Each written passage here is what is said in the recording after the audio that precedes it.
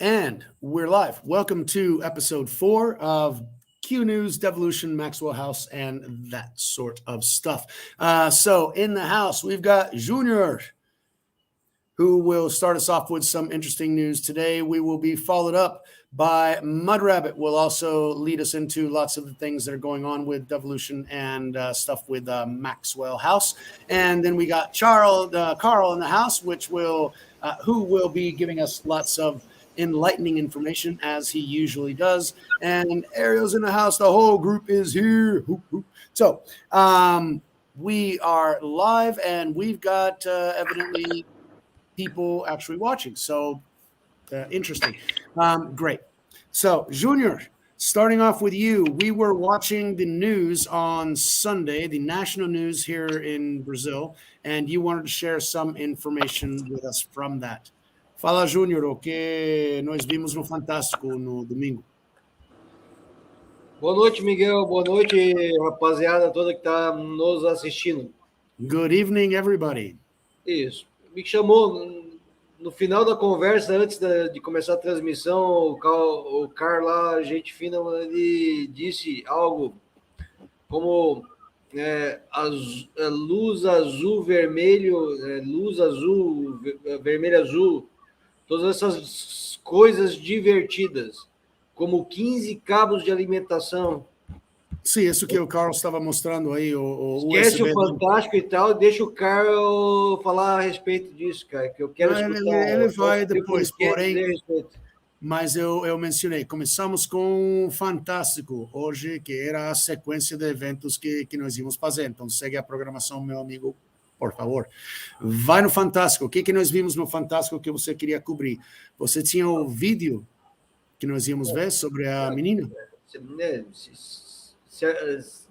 Se o objetivo é levar informações de coisas que estão acontecendo aqui no Brasil para fora, seria um. Então, tem o caso da jovem que foi estuprada num camarote, num evento, de rodeio. Ok, deixa eu traduzir, então vão ser frases curtas para eu traduzir. So we're talking about a rodeo. A girl was raped at a rodeo event here in Brazil, and that's the case that we were watching on the news. And more details are coming. God. Continua, Júnior. A gente está acompanhando também um julgamento muito importante aqui no sul do país, principalmente, porque envolve uma tragédia imensa dentro de uma boate, chamada Boate Kiss, no Rio Grande do Sul. There's also a tragedy in the south of Brazil that was in a nightclub. Uma semana inteira só escutando testemunha, televisionado pelo Facebook, o julgamento. The trial was on TV the entire week, talking about o que aconteceu nesse boate. Foi onde que foram fazer uma velhinha daquela que faz chama quente, Miguel, e botaram fogo dentro da boate com umas 1.000 pessoas, umas 200 a mais que deveria a casa ter de espaço. There were about 1,000 people in the club, about 200 more than what it should have. Morreram. Somebody had sparklers on there and the place caught fire. Quantos morreram? 234 pessoas. 234 people were killed. Oh, God. Só por conta de uma velhinha acesa no lugar errado, na hora errada. Because of some old lady with sparklers sitting in the wrong place at the wrong time. So the whole place went up. O caso aconteceu, Miguel. O caso aconteceu em 2013. E nós estamos julgando. This thing happened in 2013. I remember that news. Estão julgando agora? Exato, aconteceu em 2013. All right, so this place, and I remember reading the news, this place burned down in 2013, and the trial is going on now, 8 years later. 234 people died. O dono da boate, os músicos que fizeram a merda, ou o cara que vendeu os fogos, os caras ficam tentando empurrar um pro outro a culpa. Everybody's trying to shift the blame between the owners to the band members to the people who were actually produced and sold. Sete advogados de defesa e tantas outras pessoas como assistente de acusação também. There are 7 lawyers for the defense, and there are tons on the on the DA's side as well. So it's E a tons of tragédia, lawyers, and everybody's tossing the blame from one to the other. Testemunha que ficou com a metade do corpo toda queimada, tá indo lá depois, né, porque sobreviveu ainda. É feliz porque sobreviveu, mas com a metade do corpo queimada. Now, one of the witnesses is happy because she's alive, but she's got half of her body completely burned. And that's one of the witnesses that they've been showing for the last week to try and find out what happened there. Isso foi em 2013, né? Isso foi em 2013, está sendo televisionado. Essa primeira semana foi só testemunha. Essa semana começou a ouvir os réus. Okay, so this week it was talking about the witnesses and the what the defendants will say if they're going to plead innocent or guilty and that sort of thing. Isso? E o caso da menina ali, né, que é o fantástico, você que tu queria que eu colocasse, é da menina que, né, veio a público dizer que levou um Boa Noite Cinderela lá e foi estuprada por não se sabe quantas pessoas. Okay, so the other story that we're going to be talking about, com segurança, com pessoas vendo no lugar público. So the other story that we were going to be covering is the girl who received the roofies at a private. They were at a rodeo. Essa parte daí. We were in a rodeo, and she had one of those private like suites that are around the rodeo and that sort of thing. And she was roofied, and she was gang raped by an unknown amount of people. There was a large amount of security. There were cameras and everything else there, yet nobody saw anything. And that happened this last week. She ended up going on TV because she didn't feel that the police were actually going to do an effective job. And as we see of the club, 8 years ago was burned down, and now it's coming to trial. You know, she might have been right for bringing it out to public. Fala. Importante dizer que ainda é uma investigação que está acontecendo. Aconteceu semana passada. A polícia está fazendo uma linha de investigação que envolve câmeras e envolve vários seguranças, pessoas que trabalhavam no evento. So the investigation is still ongoing because this happened last week. Agora, So they're investigating the security company, the cameras, and anyone who might have been involved, besides the medical examination of the girl that happened immediately afterwards. So yeah, things are bad. Mas tinha uma terceira que nós íamos conversar também. Assim, amigão, essas duas coisas, esses dois fatos, para mim é importante para eu colocar uma mensagem que eu estou querendo passar. Okay, beleza. Então passa essa. Those two stories are important stories for the message that he wants to give everybody. Seja por ignorância ou por se tratar de crápula, a gente tem que ter ciência que existe essas duas coisas. Whether it was through ignorance or malfeasance, we have to be aware that these situations and these things happen. O pedófilo, um cara que está lá querendo fazer e praticar o mal mesmo, onde ele estiver, no habitat dele, no momento dele, esse é o crápula. Né?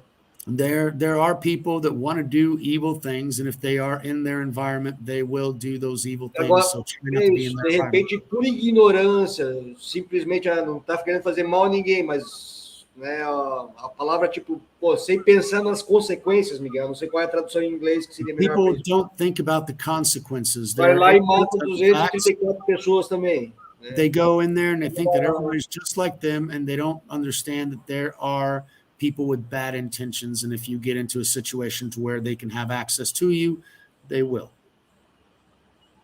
É isso? Eu acho, pegando ali as duas coisas que eu montei para essa terça-feira, essas duas. Tem uma terceira, tenta me ajudar a lembrar qual é a terceira daí. A terceira, que nós assistimos até o final do Fantástico, era por causa dos 3 casos de assédio sexual de menores. Dentro da igreja, tá falando aí? Isto.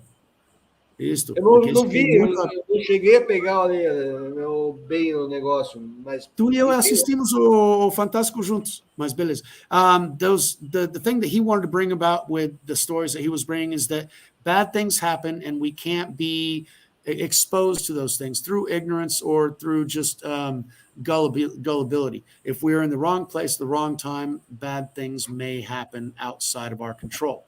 And so we have to be aware of that. And the third story that I wanted to hit that was on the Sunday night news here in Brazil was the 3 priests that were arrested for sexual harassment of minors.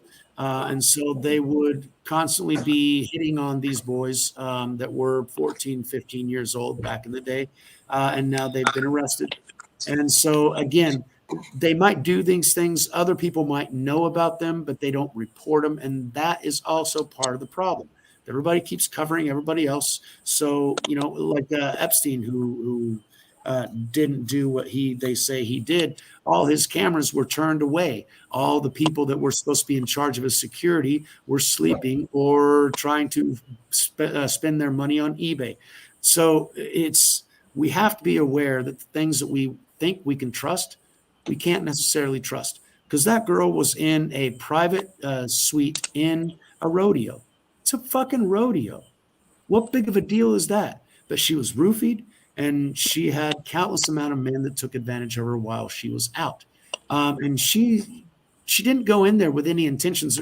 I mean, I immediately started questioning it and everything else, going, yeah, but she had her own private place, and she was kind of maybe she had these OnlyFans, and maybe she was trying to do some kind of video. But no, it's not like that, or at least from what's been shown publicly. She was just somebody who was enjoying a rodeo. She had her own private suite because she's an influencer, and she didn't want a bunch of people around her. And so she ended up exposing herself to a situation that got out of control. And what I asked Junior was, where was the person who was supposed to be protecting her? Because she was unprotected, and she was exposed to being in a bad place in a bad situation at the wrong time. And now we'll probably have to wait another 5 years before any justice will be done there. So that was Junior's stories for tonight. And considering we're talking about justice, Mud Rabbit, tell us about justice with Ghislaine Maxwell. What's going on there? Do you know anything else?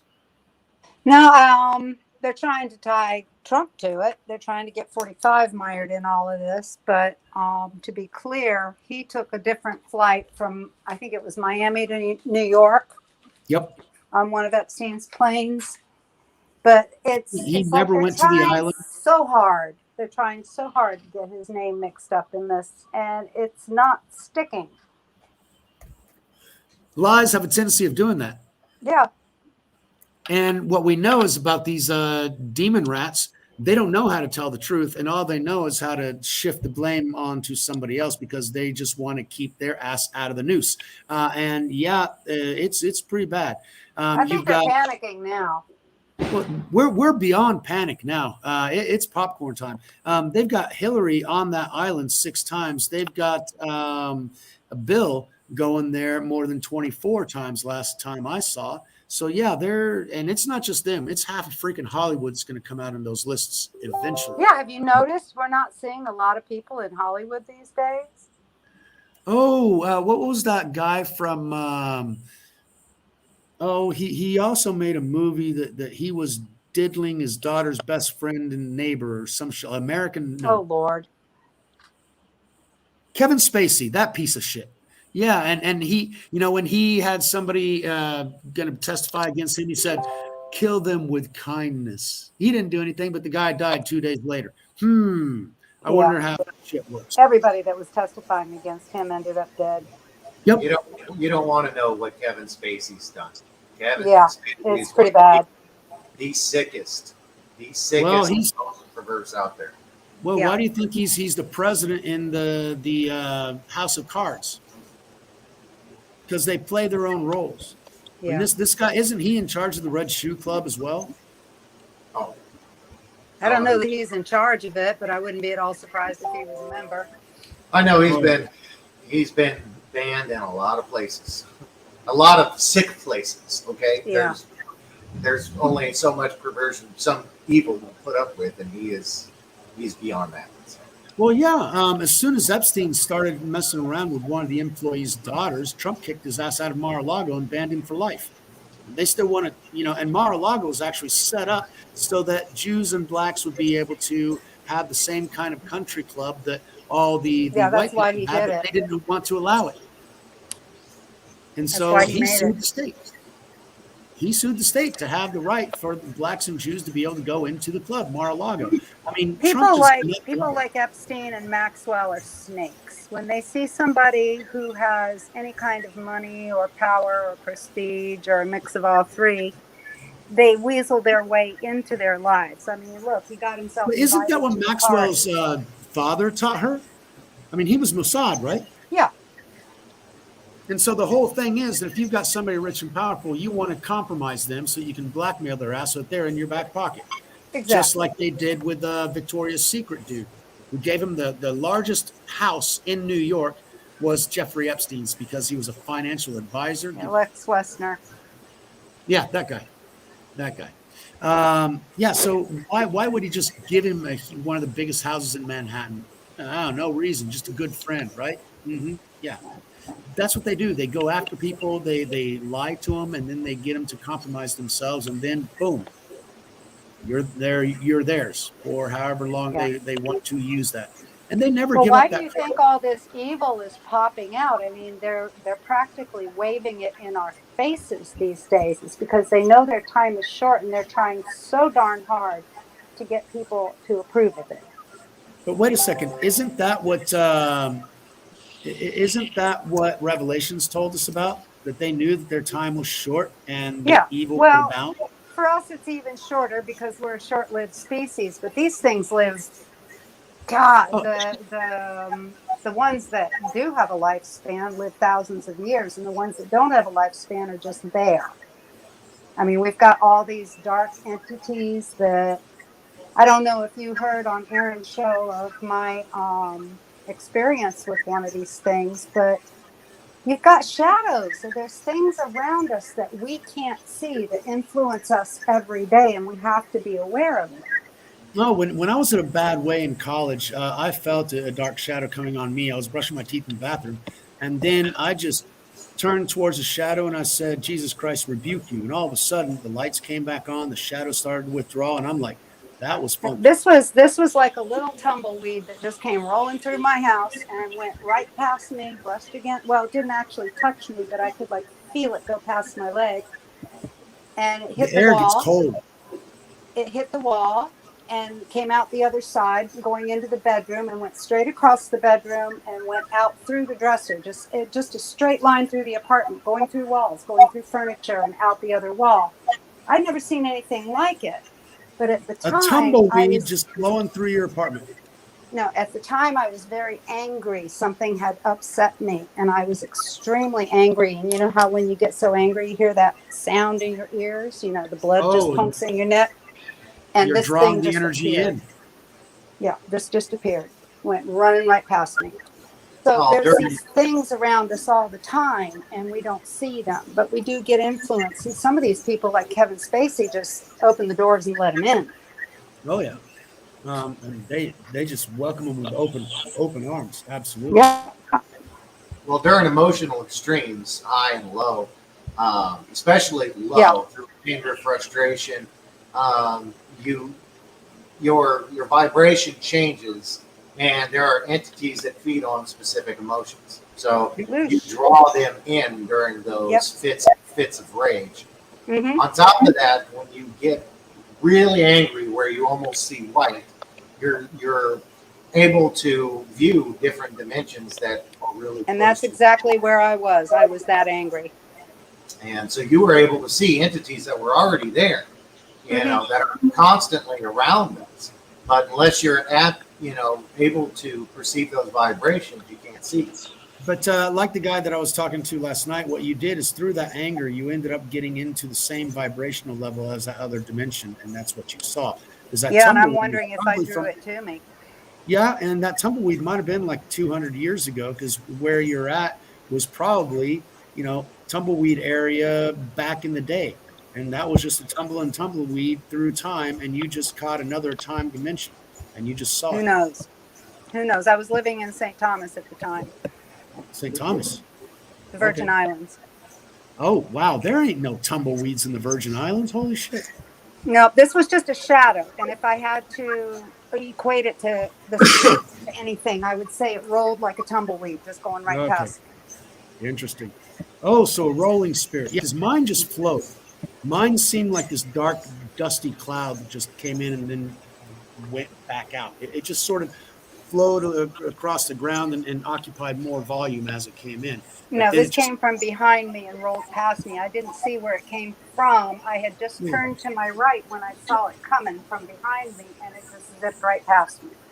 It seems I had my back to the living room whenever I felt the cold from the shadow, and I saw the shadow out of the corner of my eye. Then I rebuked it and it pulled away. But yeah, that was some freaky shit. They always come up behind you, don't they? I don't know. I've always, for me, and when you're talking about evil entities, dark spirits, I just sense them watching. Yes, I do too.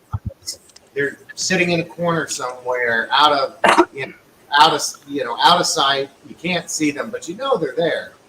And and if, like, I confronted one time, but I could sense it just staring me down, and I said, I can see you, and it backed up, and I was like, you can't really hide. I know you're there. Y'all are getting chills now, because I always felt safe in my house. Nothing ever watched me or did anything. Well, this wasn't in my house. Okay. Where I saw that. But yeah, they can go anywhere they want. That one actually ended up following me for weeks. It was in my mind's eye and my peripheral vision, I could see it jumping from rooftop to rooftop when I would drive down the street. When I would sit in an auditorium. But why was it linked to you? Because I recognized it, or I confronted it.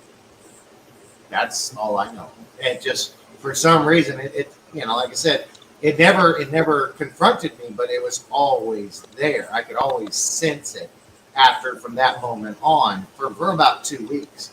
Well, that's kind of sense. Once a spirit can figure out that you can see them, they want to make contact so that they can get back. No, not contact. This thing was old. This thing was powerful. I've never felt anything quite as powerful as this entity. Oh shit!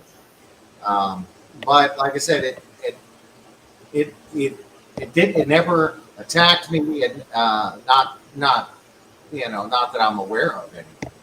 But then again, isn't that what Enoch used to call the Watchers? Could have been. The Watchers have a lot of myths and a lot of tales over them.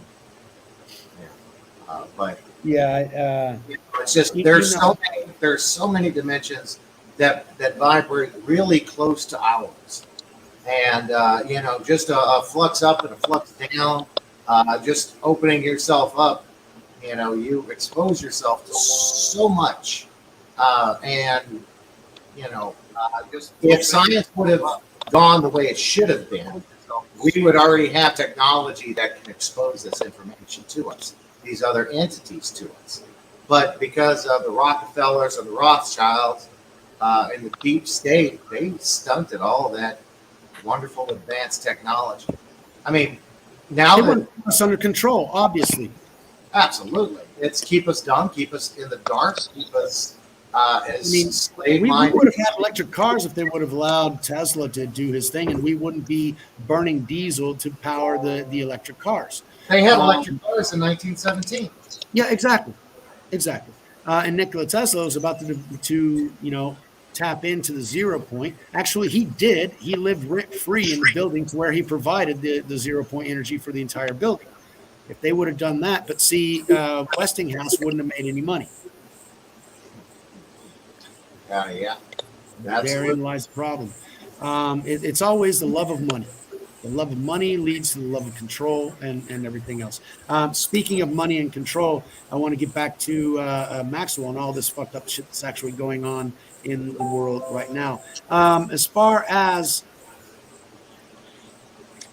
well, okay, this is bizarre. People keep trying to the feeling YouTube, and there's just a YouTube lot keeps telling them that they need to develop their own channel just to watch. No, you should. They usually just ask for a Gmail account or something associated to Google. But my cousin also said they asked him to start a channel in order for him to watch. This is bizarre. I'm seeing He probably chats. has to sign in.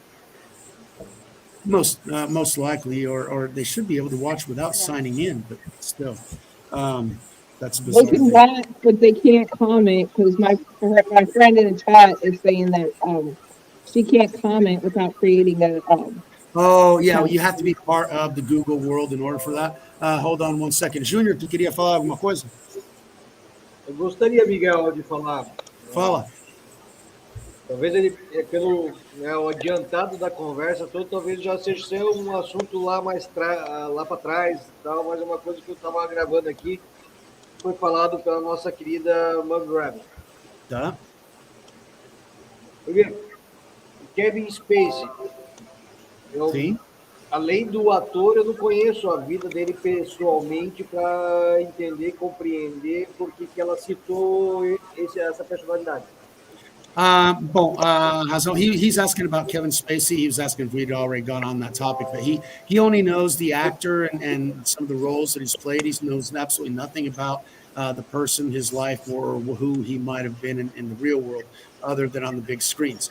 And so he's kind of lost as far as the Kevin Spacey thing. So for our Brazilian audience, would you guys like to bring up some more information on Kevin? Eu complemento, Miguel. Eu complemento. Compliment. All I'm saying is I'm observing that we're seeing less and less of Hollywood right now. And a lot of them must be laying low. And the ones that aren't part of the club seem to be speaking up now. Well, whenever the swamp is drained, you see the animals in the bottom of the swamp that you never actually used Right. to And see. now it must be safe for some of them to come out because Rose McGowan's been just blowing that horn. Mel Gibson's standing out front. You see who's talking, who's supportive, and who's not supportive. I mean, Bette Midler the other day went completely off the rails, accused Trump of being a murderer. Well, she's a sick person as well. Yeah, I mean, exactly. You know, Bette Midler's got all kinds of demons going, and I used to like her a lot. And that's the thing about the 17th letter. He used to mention the threads used to mention that all your favorite personalities, you're gonna get them all because they all got to where they are because they sacrificed their soul. Well, Complementar, Trump Miguel. stuck a Complementar. pin in them, it's and not now that they're they gone. it's not that they sacrificed their soul. It's that they're, the derangement. All of these actors that we've looked up to and enjoyed watching on the silver screen, they aren't just molesting children. Okay, the amount of terror that they and brutalizing these children that they do is so depraved that most of us can't even understand or But that perceive amount it. of terror is necessary in order for the adrenaline to flow at the levels that Right. they need for Right. their. Yeah, but Yeah. humans with a heart don't do that. But yeah, see, these things are beyond human. They're under other influences. Fala, Júnior. Para complementar, inclusive a pergunta ali que eu citei ali, o ator. Tu conseguiu entender o que eles estavam entendi. falando sobre ele? Ela entende que estamos constantemente influenciando ou sendo influenciados. We're constantly being influenced or influencing. E What was Yep. that? A question or? eles estão. It was a compliment. There was a compliment to the question Oh. because these people, we only see their movie persona. We don't really know who they are, but they influence us on a constant basis. And so what happens is that they're trying to drive the narrative and program people in certain directions to do certain things. Because after all, they don't make up their own lines. They read lines that are created for them. Have you all heard of Boris Gurdjieff? Who? Gurdjieff, the fourth way? Fourth, I He don't had know. a saying. He said, if you scratch somebody just a little bit, you have to scratch somebody just a little bit to see what they're made of, to see what they're like. And this is what Trump has done. He's come out and he has scratched each one of them a little bit, and all of a sudden they're turning ugly, and you can see who's who. I mean, if somebody is good intention towards you and you scratch them just a little bit, and in other words, say something off off color or do something that they might react to and see how they react. And people who are good natured will just either ask you about what you just said or they'll just laugh it off. But people who are of a bad nature will turn around and attack you. Because and they're this not is in a place exactly of what love. we've watched happen. Yeah, but people get triggered. They're not in a place of love. They're in a place of anger and hate and all those lower resonance and Right. lower And we're frequencies. seeing what they're made of. Exactly. And but there's so many that live in that lower resonance because it seems to be comfortable for them and they get so much stimulation out of it. I don't know how people can live in that realm because I never did. I mean, I was surrounded by loving, I was raised by 5 different women between my grandmothers, great grandmothers, and my mom and aunts and everything else. I was just showered with love. So I didn't know that there was any other way for people to actually be. And then There's a whenever I lot got of people out there that are going to be really, really shocked. I mean, imagine the mother whose daughter came home and said she was sexually abused and the mother just fluffed it off as imagination. When all this stuff comes out, imagine how she's going to feel. Oh, and then the daughter commits suicide because nobody believes her, and then Right. the mom just feels guilty later on because how did I let this happen? You were under the influence. You know that's Yeah, negative. I'm sorry. Yeah, I've heard that in mainstream media my whole life, and I think it is the biggest bullshit answer you could possibly have. If a child come up and says, "Mommy, Daddy touched me in my private and it hurt," Mom's not going to go, "Oh, you just made that up." No, she's fucking well. Excuse my French, but she's very well aware of what happened. Right, She's right. But she's she not doing can't anything do about it. anything about it. She's But too hold- selfish to do anything about it. And no, it's like I But said, see, Karl, you are assuming that people are raised in the same culture, reality, and awareness that you are. For example, I have seen situations similar to that in Mexico. For example, there were people to where I witnessed. They were doing things. Granted, they were all minors, but I witnessed it. And I got out of the area because I didn't want to be involved in any of that shit. And when that little girl came up and talked to her mom, she didn't believe it because she didn't believe it was possible. That's the thing. The dissonance that they have, they don't believe it's possible. So they just think they're lying about I have everything. a friend Oh, who's in that situation. Her stepfather abused her the whole time she was growing up, and the mother was oblivious. Just I mean, oblivious. just That oblivious happens because no one said anything, and she just assumed it was innocent play. If the child doesn't speak up, and you don't, I mean, I can even understand seeing play, you know, There's a point it crosses the line. right. But cognitive dissonance, tells you you didn't see what you just saw. But that Yeah, can only happen once or twice before you realize. because my brother or my cousin wouldn't be able to do that. No, that's you're lying. I've never seen anything about them that would be like that. You're the only person that's ever told me that they did something like that, and so you must be wrong because he wouldn't be capable of doing something like that. He's good folks. That's usually what the argument is because they like the people that actually did it. They trust the people that actually did it, and they don't want to believe that person that they put their trust in is capable of doing those horrendous things. So they don't believe kids who, in their mind, live in a fantasy. They're always dreaming something up. And why do they think they live in a fantasy world? Because they're programmed to think your children live in a fantasy There world. you go. There you go. Instead of just the opposite, your children are more intuitive. Yes, they have imaginations, which, I mean, to be honest, as a child, my imagination was crap. But my brothers, their imagination was really on top. They were very creative. Well, I would run through the creek in the cow pasture with a stick in my hand, shooting what I think I fought off 1,000 Viet Cong in that summer, and I didn't get hit by a single bullet. And I shot those motherfuckers the whole damn time. I'd be rolling around in the mud and shooting that stick up into the guys. I mean, I had an active fucking imagination, but I knew the difference between imagination and reality. And it fucking sucked. And my kid keeps asking me, yeah, but you never went to fly kites with me. I'm like, son, flying kites is boring as shit. You've got a PC with the internet in front of you.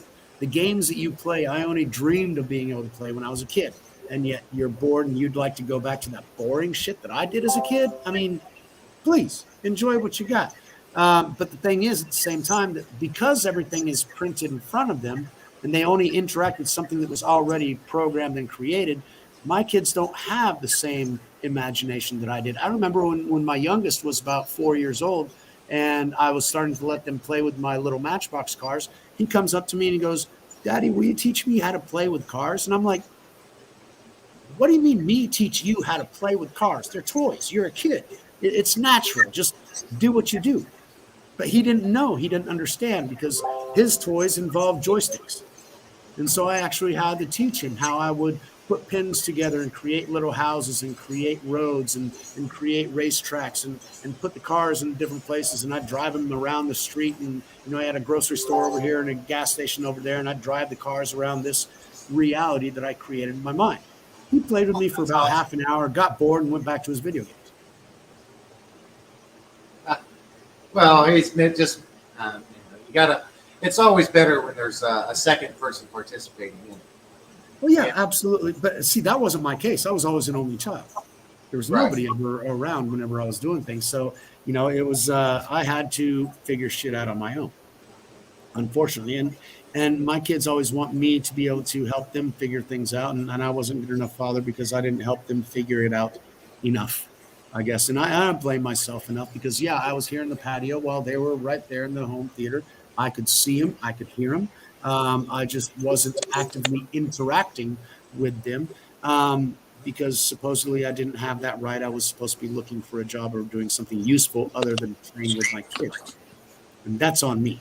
That's completely on me. And I assume that one. I fucked up there. I wanted to be close to my kids, and I was, but I wasn't as interactive as what I should have been. That's on me. Well, but now here's the thing you got to understand. That was yesterday. There's nothing you can do to fix it. Yep. What you can do is start today. Recognize it and fix it. Absolutely. And that's what I've told them. Dwelling on the past is, it's not that good for you. Just it's destructive. It is. It took me almost 30 years to get over the fact that I'm still not over it. So 30 years, 31 years, and I'm still not over the fact that I didn't go to him. I was accepted to Harvard and MIT, but I didn't go there. I went to the University of Texas to where if you get a 400 on your SAT, you get in. And I got a 1260 and a 1290. I took it fucking twice. And so all of that effort and everything else to end up where some dumbass illiterate from my high school also went kind of pissed me off and made me lose faith in the whole fucking system. Down from there. That's your pride. You're fighting your pride. I have been my entire life. I'm an arrogant son of a bitch. Ask any of my friends that are on here. They all know that I'm an arrogant son. I mean, once you realize what I'm trying to teach you, you'll realize that even in MIT, if you were to discuss or discover or utilize this information, you would have been expelled. Yep. And then, all your. That's the thing. I didn't like it in Harvard. Those guys. I mean, I was at Harvard. Those guys were idiots. They just studied hard, but they were brain dead idiots. MIT. Now those guys impressed me. I used to spend 2 nights a week. I used to spend all-nighters doing my calculus homework in high school. And when I was at MIT, this guy did his calculus homework in 40 minutes. Blew my fucking mind. That's exactly the kind of people that I wanted to be around. But at the same time, having $180,000 debt before you even start your career, that was the price of my parents' house, and they were paying it off for 30 years. So it was like, that's too much debt for the great dream that I thought I would have. I hate to tell you, people with photographic memory are not social people. I am not.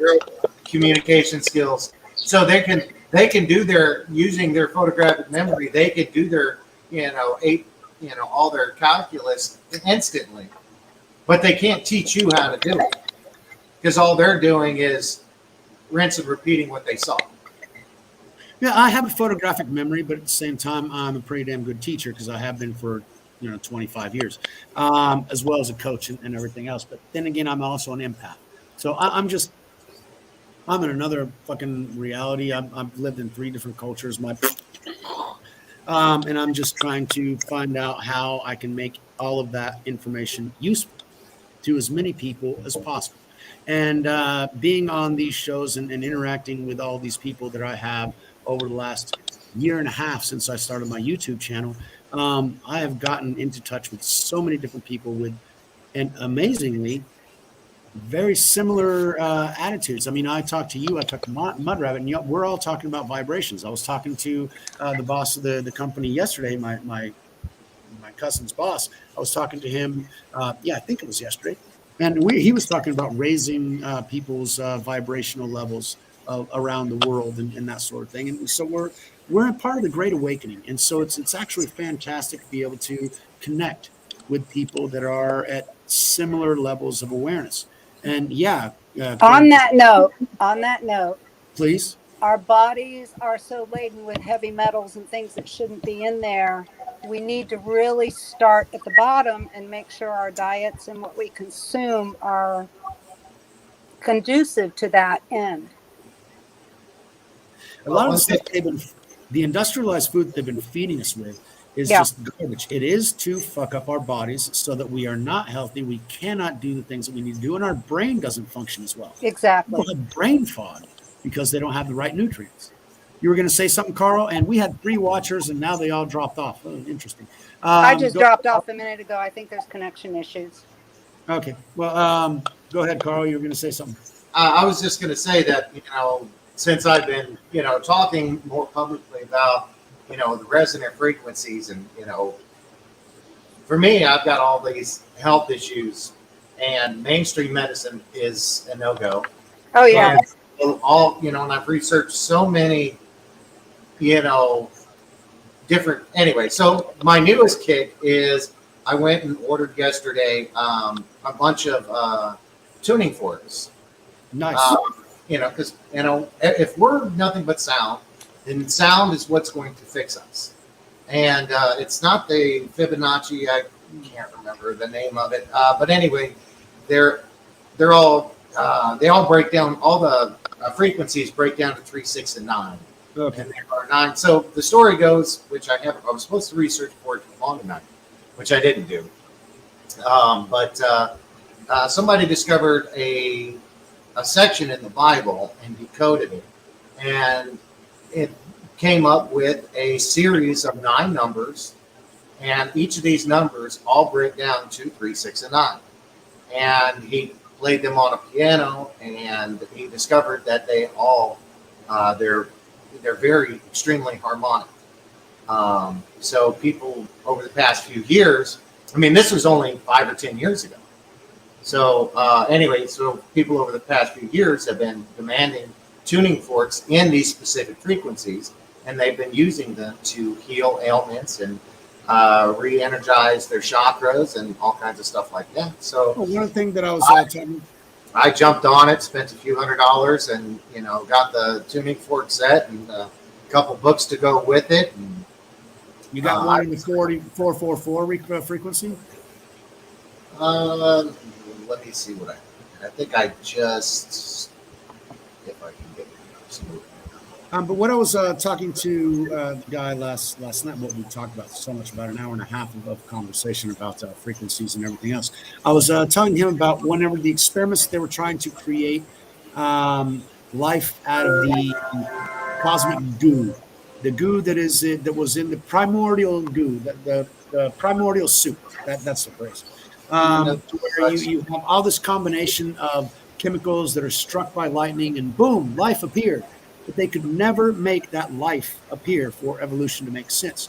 And then one of the people that was running the experiments, and they were running it underground, they were isolated from everything else. There couldn't be any external factors creating that life on the petri dish that they were trying to create. And then they got an idea, and they started running the Schumann resonance through the laboratory.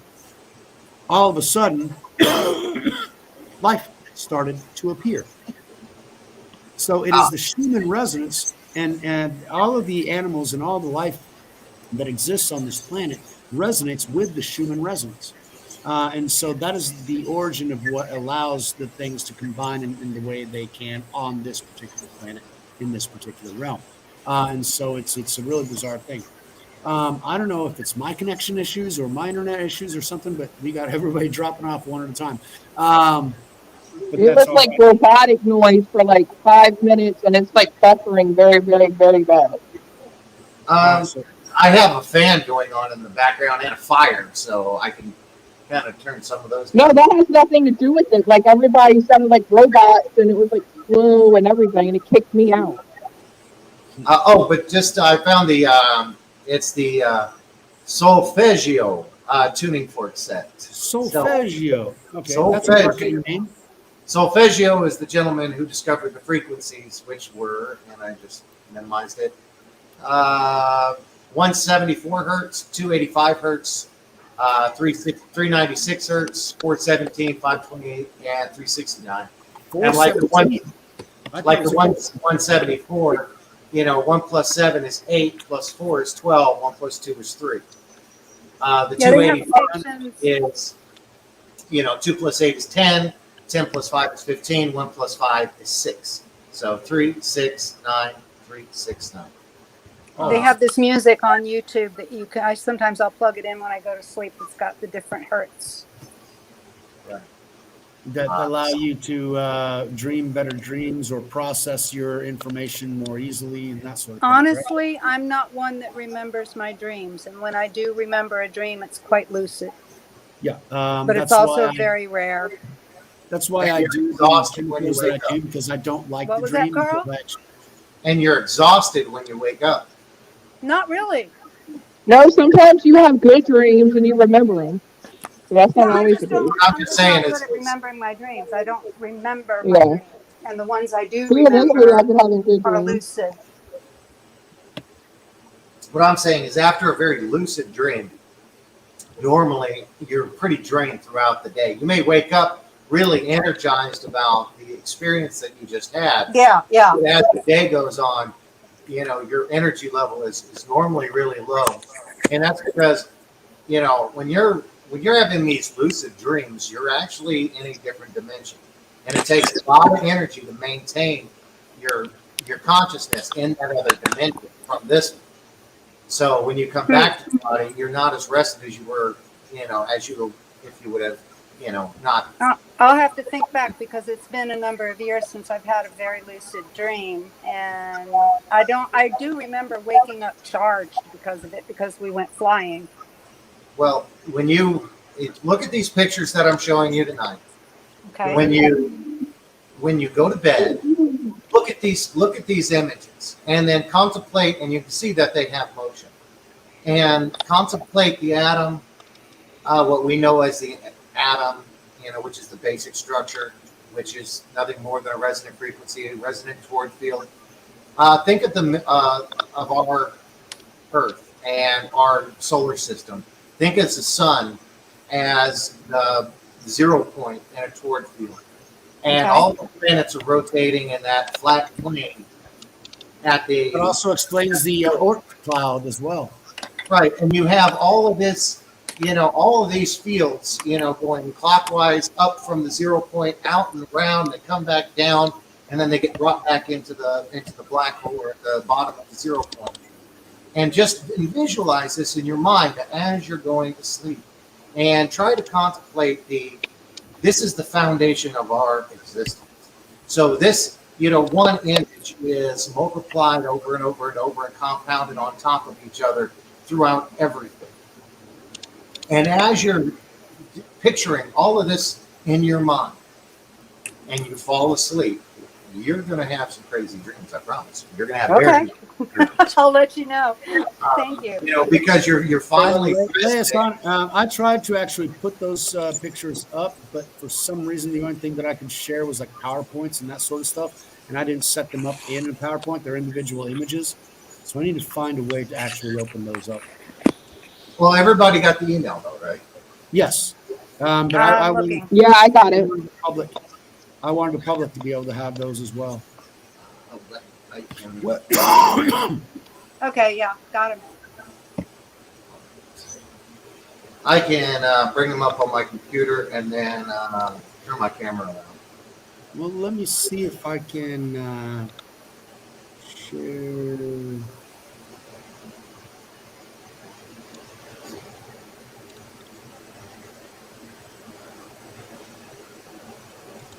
Let me see here. I got to swap two things around, and then I'll be able to do this. All right. I just have to. Um, There we go. All right. So put that one up there. There we go. That's what I wanted to do. Come on, buddy. Whoa, what did that? It went down. All right, so this is what I wanted to share. Why? Because these are the images that you gave us. I don't know if you guys can see that. Yep, I can see that. I was And just that gonna, one right there is the one that, because we're looking at the torus field around the human body, and there's like a mini torus field around the heart. Is that what we're looking at there? yeah, that's one. This is, that's just a human being standing in a A torus field. a toward field, but you got to understand that each of your chakra points is a toward field. So that image isn't necessarily accurate. I mean, that is your overall, about 6 feet outside of each arm is the end of your primary toward field. But many consider to be like your soul, right? Your aura. no, your soul would be, your heart chakra. Okay. Because like I said, these energy fields, if you look at my screen here, I'll demonstrate something. So Right. this is one toward field. This is one donut. All right. All right. Is it? I don't know. I can glare. Well, I guess that glare is supposed to be there anyway. Yep. So, so this is, we'll just pretend this is your heart chakra. This is just one, and it's caught at a perfect still frame. Boom. All the lines stop moving at one time. So this would be like what you would see if you were to, freeze time and then look at your heart chakra. This is what you would see.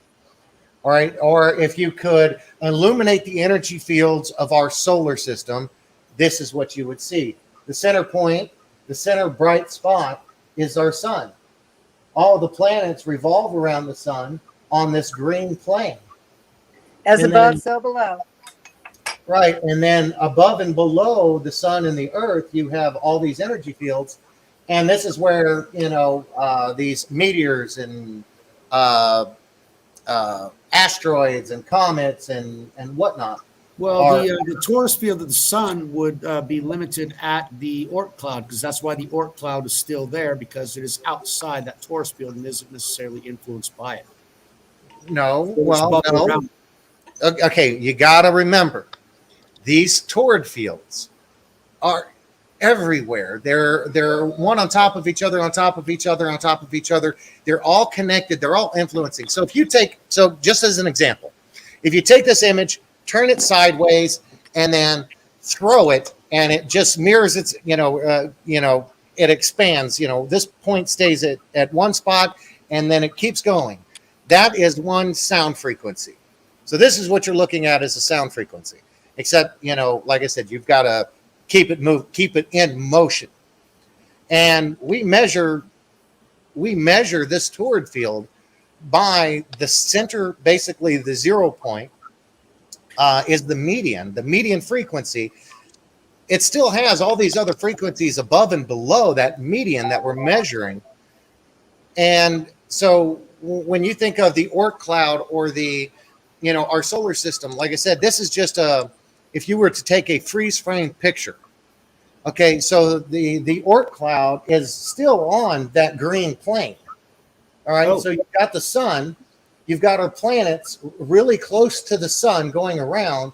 And the further you get out, you've got both the Oort cloud and both asteroid belts are still within this one massive toward field. But inside this massive toward field, there are trillions and trillions and trillions of toward fields, that keep everything in this, in coherence.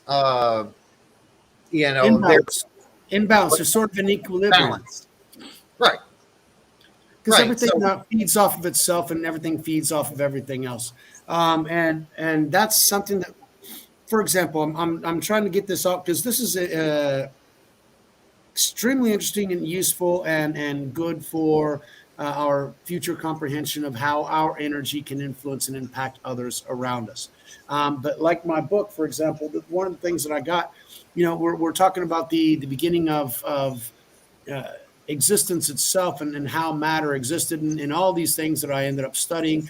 And then I got people telling me, yeah, but how does that help me tomorrow morning when I got to get up and pay my bills? And so everything that I try and do, I usually try and get back to how do I do something with that in, for example, this right here are the torus fields of things that you sent to us. Wow, that's just beautiful. But the thing is that how do we deal with that in the perceived material world that we have around us today? For example, but you got to understand, that's not the question you need to ask right now. I am this to, wow. I mean, so that's like your son asking you, Dad, how do I make $1 million tomorrow? Well, son, you don't know how to count to 100 yet. You can't make $1 million tomorrow. Well, not by tomorrow, but what I would tell my son, it is possible if you want to do it, and there are 100,000 different ways of doing it. Pick one of the paths that is proven to lead to that, and we can work towards that, because that's the thing. You have this vision of a future goal, and then you deconstruct from future to backwards to find out what steps you need to do to get to that point. Michael, and at that point, what steps you need to take tomorrow.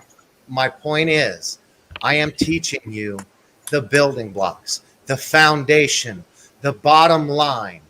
You got to forget everything that you've learned up to this point, because it's only going to basically muddle and confuse you and lead you down a whole lot of wrong holes, but it'll also expose all the lies that you've been taught.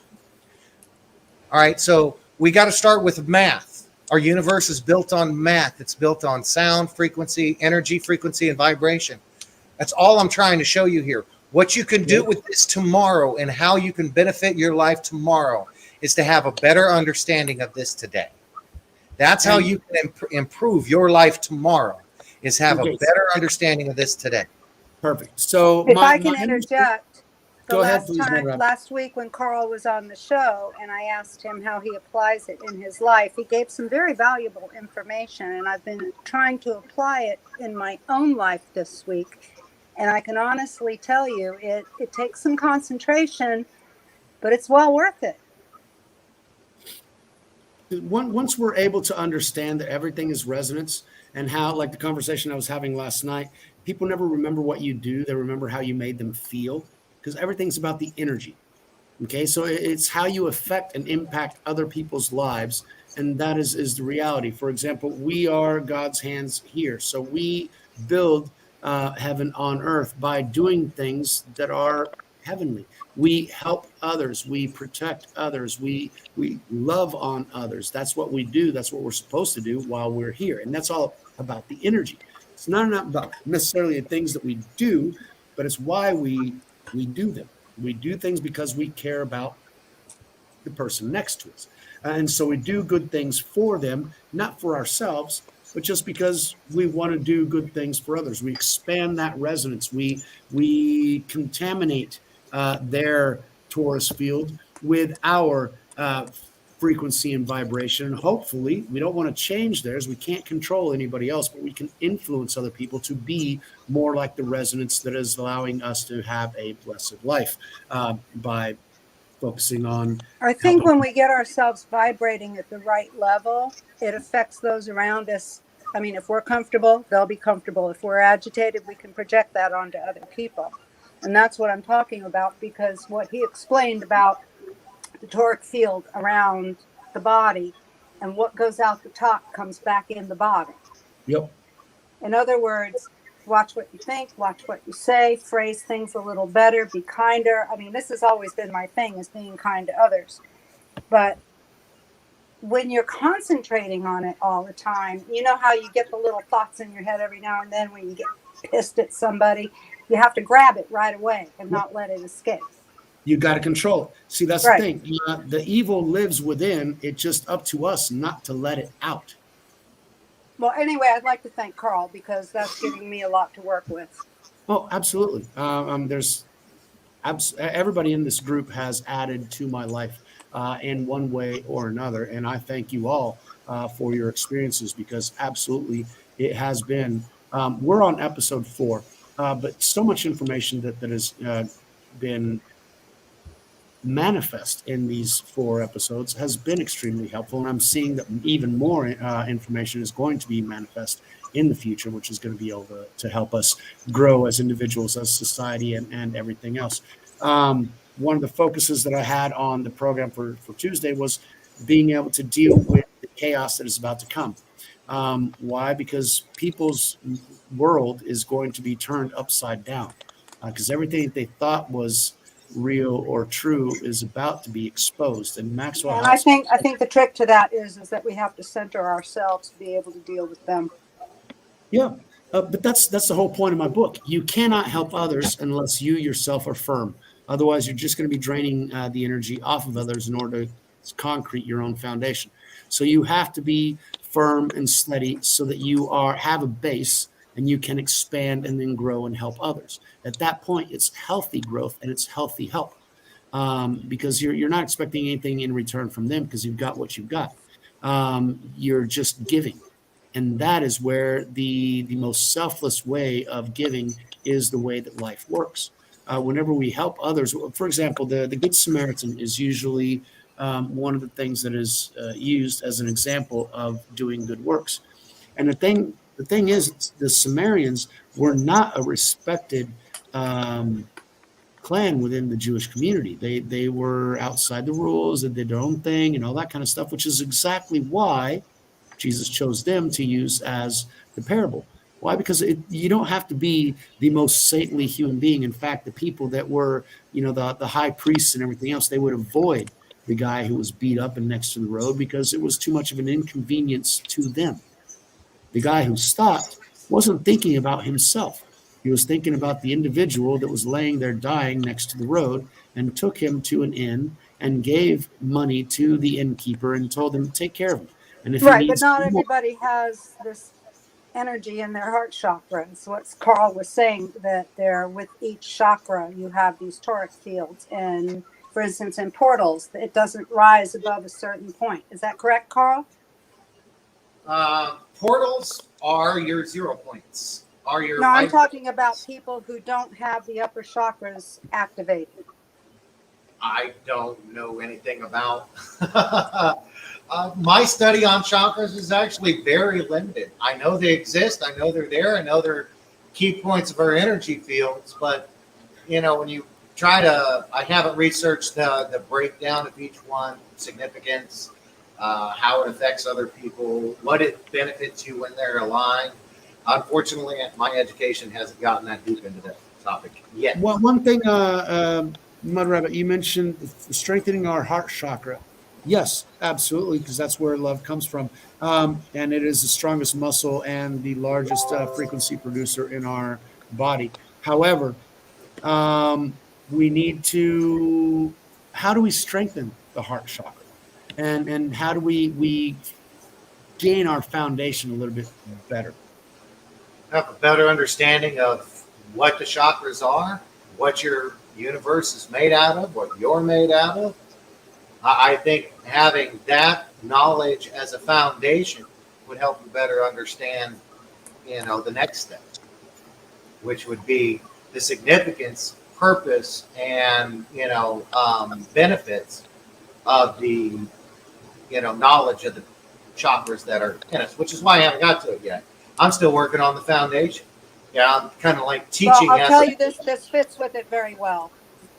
From what I know and what you know, all this that you're telling me fits perfectly with what I've already learned.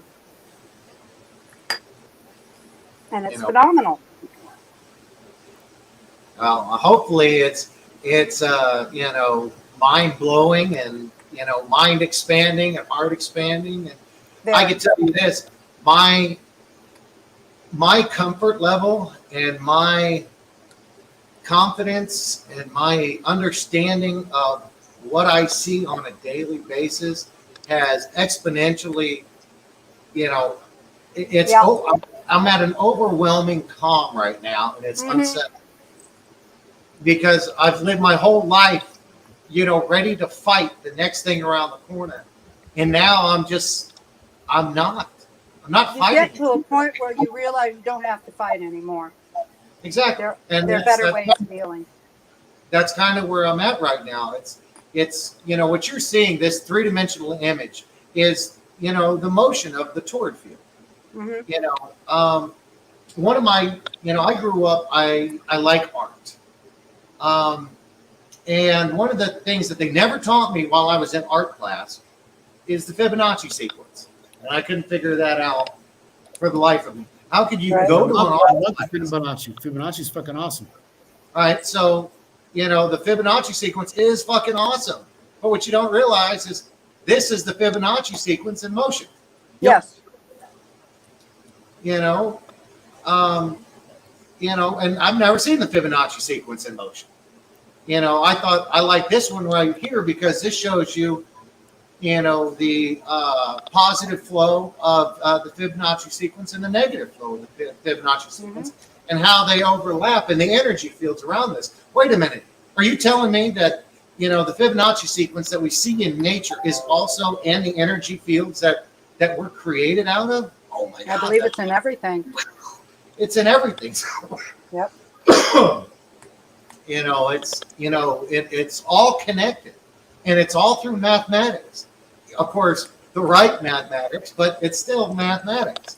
And this is the simplest math. I mean, the basics of this form and field is 1 + 1 = 2. 2 and 2 is 4. 8. No. The Fibonacci. No, sorry, the Fibonacci sequence isn't constantly doubling. The Fibonacci sequence is adding the previous numbers in the sequence. For example, 1 + 1 is 2. 2 + 1 is 3. 3 + 2 is 5. 5 + 3 is 8.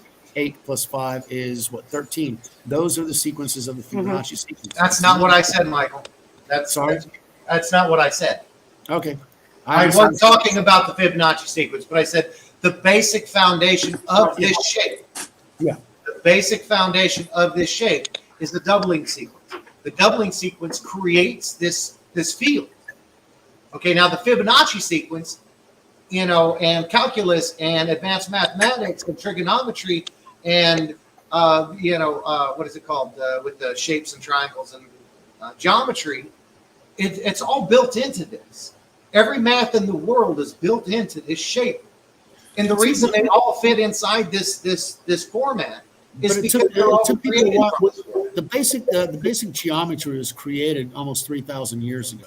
And so it was a way of sort of describing the shapes that we saw. We have been defining and refining that over the millennia to the place where we are now. So now we understand the Fibonacci sequence. Now we understand the doubling of everything. Now we can actually see the torus fields. We can create the torus fields ourselves, something that people didn't even realize before. And we get back to an argument that was being had 5,000 years ago. And this is a conversation that I had with Junior as well at one point, which is that the allegory of the cave. Plato believed that the universe or our reality was what we perceived it to be, whereas Aristotle believed that everything was only tangible, the things that we could actually feel and were real. And so that's the way that science has gone on with if I can't see it and I can't feel it, then it's not real. And that has been in our way for a very long time, for 5,000 years. And so what we got now is a complete understanding of energy, or not complete, but a more complete understanding of the energy flows and the fields and everything else that are around our existence. And so, but it's like, what do you do with squares and triangles? How does that help you? Well, we use the squares and triangles to create doorways, to create arches, to create structures.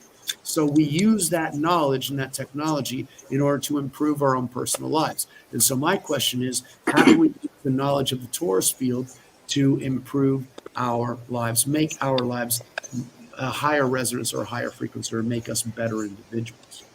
I mean, information is extremely useful. How do we put it into practice? Contemplate on it.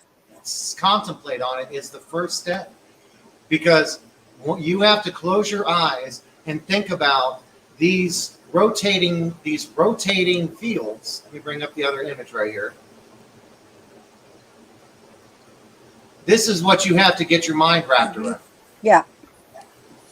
Once you get your mind, and you contemplate, you ask God, is this true? How does this affect my life?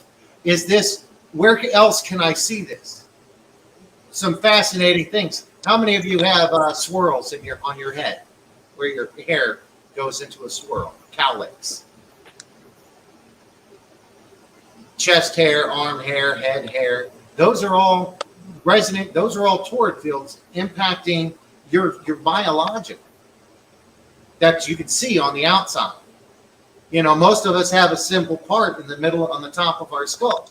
That's where your crown chakra is expanding, leaving your head. Some people have several swirls on their hair. I've got none. You've got long hair. So I got four fucking squirrels all over my head. So there you go. So just contemplate on that. You have 4 torrid fields that are going in 4 different directions that are so powerful that they're changing your biology, your physical form. It means that I can't find anybody to cut my hair because I don't know how to deal with all those freaking swirls. Well, but there you go. This is, that is the torrid field in real life that affects you every day. But you didn't know what it was. You just thought you had a bad hairline. Yeah. You've got 4 major chakra fields that are so powerful that they're, manipulating your physical matter to the point where you can see it. So what would that? Go ahead, Mother Rabbit. No, I wasn't me. Oh, okay. I thought you were going to say something. So, all right. So I've got 4 torrid fields fucking around my brain and screwing up my hair.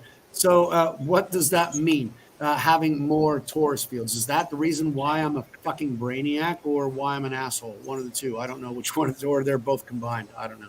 The asshole is choice, but the fact that it just means you're very powerful. You have 4 times the energy receptance, because I'm sure each of these crown chakras that you have access to different frequencies, but they're strong enough to change your, like I said, to change, to make an impact on you physically.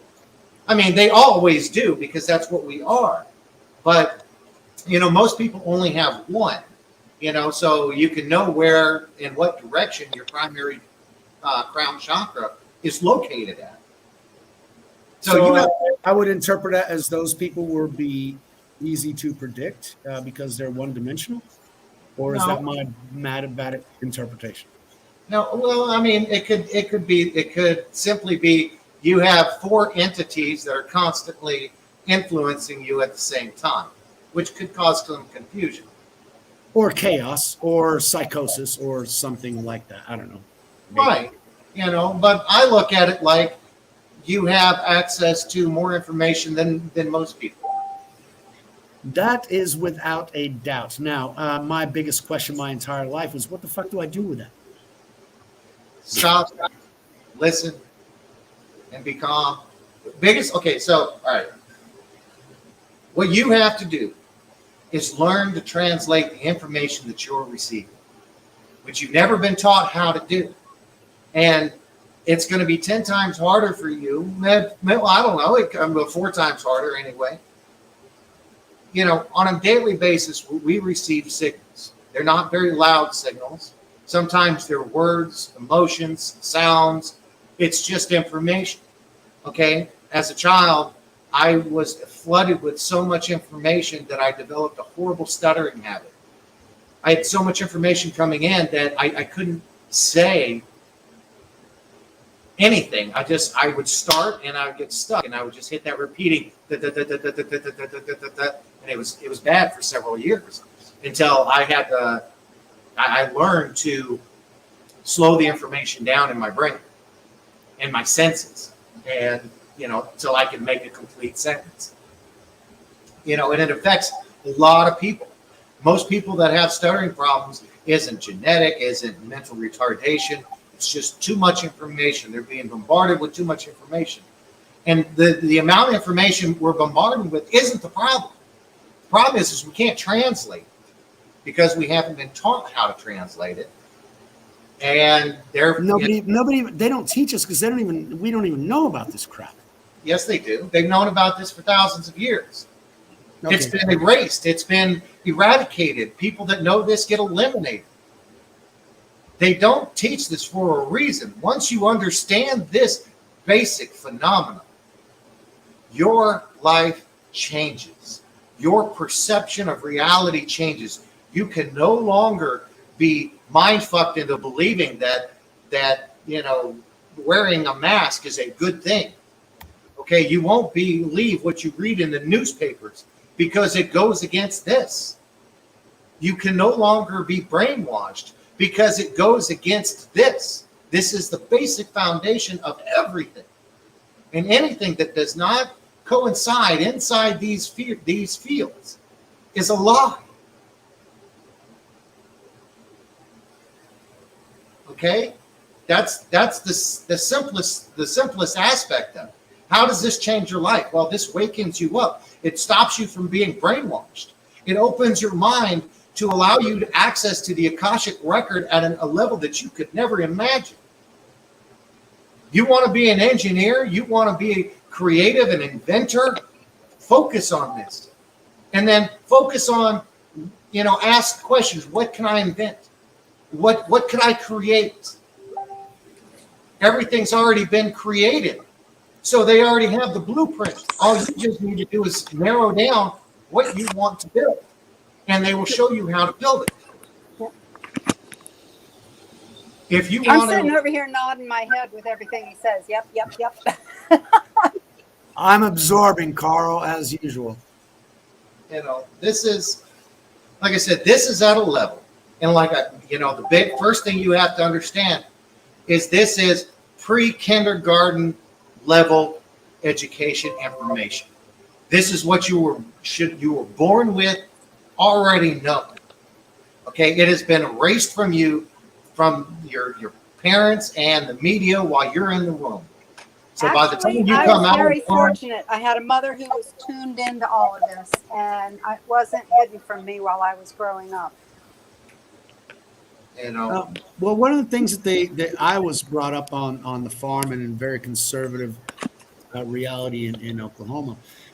Yes, we had the spirituality and the religious aspect of it and everything else, but all of this advanced math, torus fields, and chakras especially, they think that was insane, that was bizarre, that was completely immaterial, and the only thing they could focus on was the things on this reality. The wheat is ready to harvest, or it's going to rain too much and it's going to be muddy, and so it was all on that red level that existed, a material or existential reality that they were used to. And so you want to be able to predict weather patterns? No, understand this field. Because that's what generates everything. Absolutely. I mean, I used to see that. And yeah, in Oklahoma, we have extremely complicated weather patterns because they have mixing from lots of different places. It blew my mind whenever I studied geography here in Brazil and learned meteorological effects here were completely different from what I expected in the U.S., what I would see on the news all the damn time, because it came from different areas. Actually, the Amazon generates a lot of the summertime humidity that we have here in Brazil. So instead of getting the rain from the ocean, we'd get the rain from the continent. And it's really bizarre. I never expected that because it went contrary to everything that I learned up until the point that I moved down here. So yeah, getting to know more things really does expand your brain and make you think of things in a different way. And so the same thing with these torus fields. Thinking about that being the more real reality than this physical meat suit that we're wearing is extremely helpful in us being able to understand, how we reverberate, how our energies reverberate to others, how we affect those that can be physically near us. That's where we don't have to say a word, but we already have an effect on that person because our energy is already affecting their energy. Well, okay, so one of the things that I learned today or yesterday while I was researching the tuning forks is pre 1900. All the hospitals in the United States, I think there were like 17 of them. They treated people because, they knew that the human body was an electrical unit. So they treated people, their ailments with magnetics and electricity and, chemical compounds that generated electricity. Yeah, I'll attest to that because I come from a long line of nurses and doctors, and my grandfather even had a TENS unit. Right. And then, so Rockefeller and Friends Company came along. Well, because pharmacia wasn't making any money whenever you're using magnetics and resonances to heal people. Yeah, but this whole pharmacia thing is Rockefeller. Yeah. Right. And, it's why cannabis has been, why cannabis has the harshest penalty out of all drugs known to man. Because it elevates your essence. I've been smoking dope for 40 fucking years. Okay, it has, that is just a drop in the pool. See, It treats certain things. It treats glaucoma, it treats fibromyalgia, it treats myofasciitis. There's a whole slew of things it treats. All I know is that it keeps my ADHD down, helps me focus, and I don't go into spirals. But even still, it is the number one skin cure on the planet. It's the number one anti-inflammatory on the planet. But even if we get outside of the medical aspects of it, it creates the best concrete in the world. We create our own clothing, our own wood. We can create everything through this very fibrous plant. It's the number one anti-cancer cure on the planet. You got to consume the oils in it. Like I said, I've done a lot of experimentation with this. How would we use a torus field to create wood? For example, I got two trees because of the building next to me and the rain that we've had recently. The ground slowed, and I've got two trees that are tending over, and they're about to fall. And it hurts me because I've been taking care of those damn trees for at least 15 years, almost 20, some of them. How can I create wood by understanding the torus field? All right. Well, it's that's on a more advanced level. But what I can tell you this is, you see the effect of the torus field on the rings of the tree. Okay. So when you cut a tree limb or a tree and you see the rings, those rings are the electromagnetic torus fields that is giving life to that tree, which is why you can feel a tree. When you hug a tree and you talk to it, it can bless you with energy and peace. Because its rings vibrate at its energy vibrates at such a low frequency. It's really close. I mean, it's the resonant frequency of the earth. Trees sing. So my personal forest is actually a good thing for everyone around here. Yeah, trees sing. If you've ever seen the singing trees, trees sing. Well, I hear mine blowing in the wind, and Junior's been here, and he's actually mentioned a couple of times, those trees are thankful for your presence, and he can feel their they energy. actually make music. If there's, I think I sent it to you a few months ago, that video of the guy who hooked up the... Yes, I saw that. Yes, in very low frequencies. And the tree sang while he played. You're right. I'd forgotten about that video. The tree sang right along. I forgot about that video. You're absolutely right. Yeah. Mm-hmm. Mud Rabbit, you'll have to send me that video because I'll find it for you. Thank you, babe. And send it to me again because I'd have to look that up from God knows how many months ago that you sent that. I do remember, but it was a while ago. Yeah, that's an awesome fucking reality.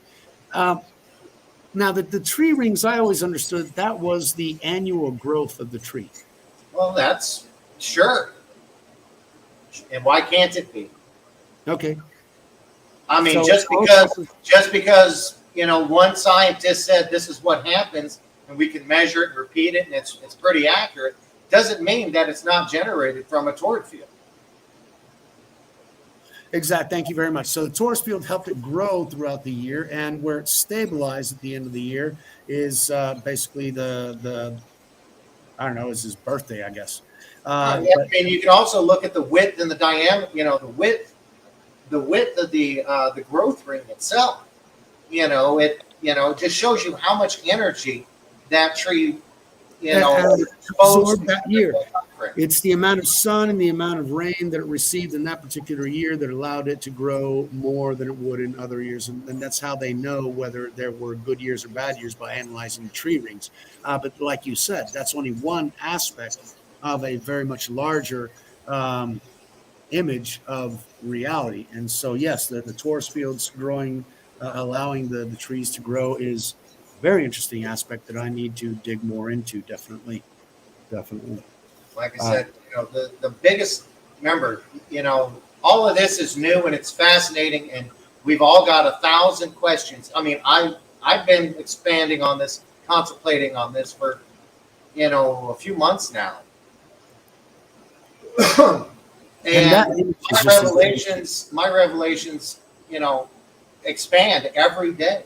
I have a better understanding. I reflect the knowledge and experiences of my life to this field and how this field interacts with everything. And it's like, oh my God, no way, that's why. Oh, that is so cool. For the since I mean, seeing it from the molecular level, the atomic level, all the way out to the astronomical level, and that it's all the same field, that's what makes you know that it is completely real. Why? Right. Because anything that you can, we live in a holographic universe, and one of the realities of the hologram is if you cut off a small corner of a hologram, you can actually recreate the entire image in the hologram, because they're all expansions of the same resonance frequency. And so that's when I was creating holograms, that's what really freaked me out. Because if you take a picture and you cut a small corner out of it, you only get that corner of the picture. You don't get the entire picture. But if you take a hologram and cut a little corner off of it, you get the entire hologram in that little corner. And that's what freaked me out when I was doing that. I was 17 fucking years old, still trying to figure shit out. But that, it just impacted me on the future studies of what I did, which is why I considered the quantum multiverse as a holographic reality. And I've been trying to figure out how God did it. 'Cause, my thing about science is always trying to replace God with more material explanations. I always wanted to explain how God did the things that he did. And yes, everything ends up being somewhat mechanical because we are inside a machine that he created. Just how he did those things is absolutely. Well, let me. I just discovered this between our last discussion and today, and I talked about it on Red Pill 78 last night. I need to watch that one. I caught Red Pill day before yesterday, so I didn't catch you yesterday. I'm going to watch that. But anyway, they took took an image of an electron, and I said, "Wait a minute, that looks really familiar." So I went back and I found one of the flat Earth videos, people trying to explain flat Earth, and they took a telescope and they shined it up in the sky, and they said, this is what NASA shows us. It shows us an image of Saturn with the ring around it, and this is a star that we took a picture of with our telescope. Well, if you take that image that they took with the telescope, it's just an energy ball, a ball of energy. That's what it looks like. Well, when you compare that image with the image that they took with an electron microscope of an electron, they're same thing. They're identical, and both of them are a toric field. And in fact, they look just like the top of this one.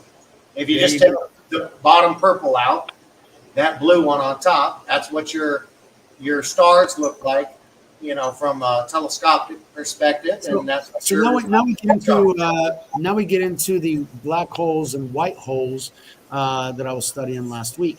So basically what we'd see is a star would be the top part, and then the bottom purple part of that image would be the star in another dimension, because we don't see that bottom image in the dimensionality that we see. All right, now this is the fun part. Okay, so energy is invisible for the most part. You can't see it, okay? But the 0 point you can see if you're looking at if it's, at this rotation, you see the white star projecting energy out of the toward field. But if this toward field is rotated to where you're seeing the backside of it, you wouldn't see anything at all except a black hole. Oh, Because the black hole would block out all the light. So if you're on the backside of our sun at a relative distance, you wouldn't even see our star.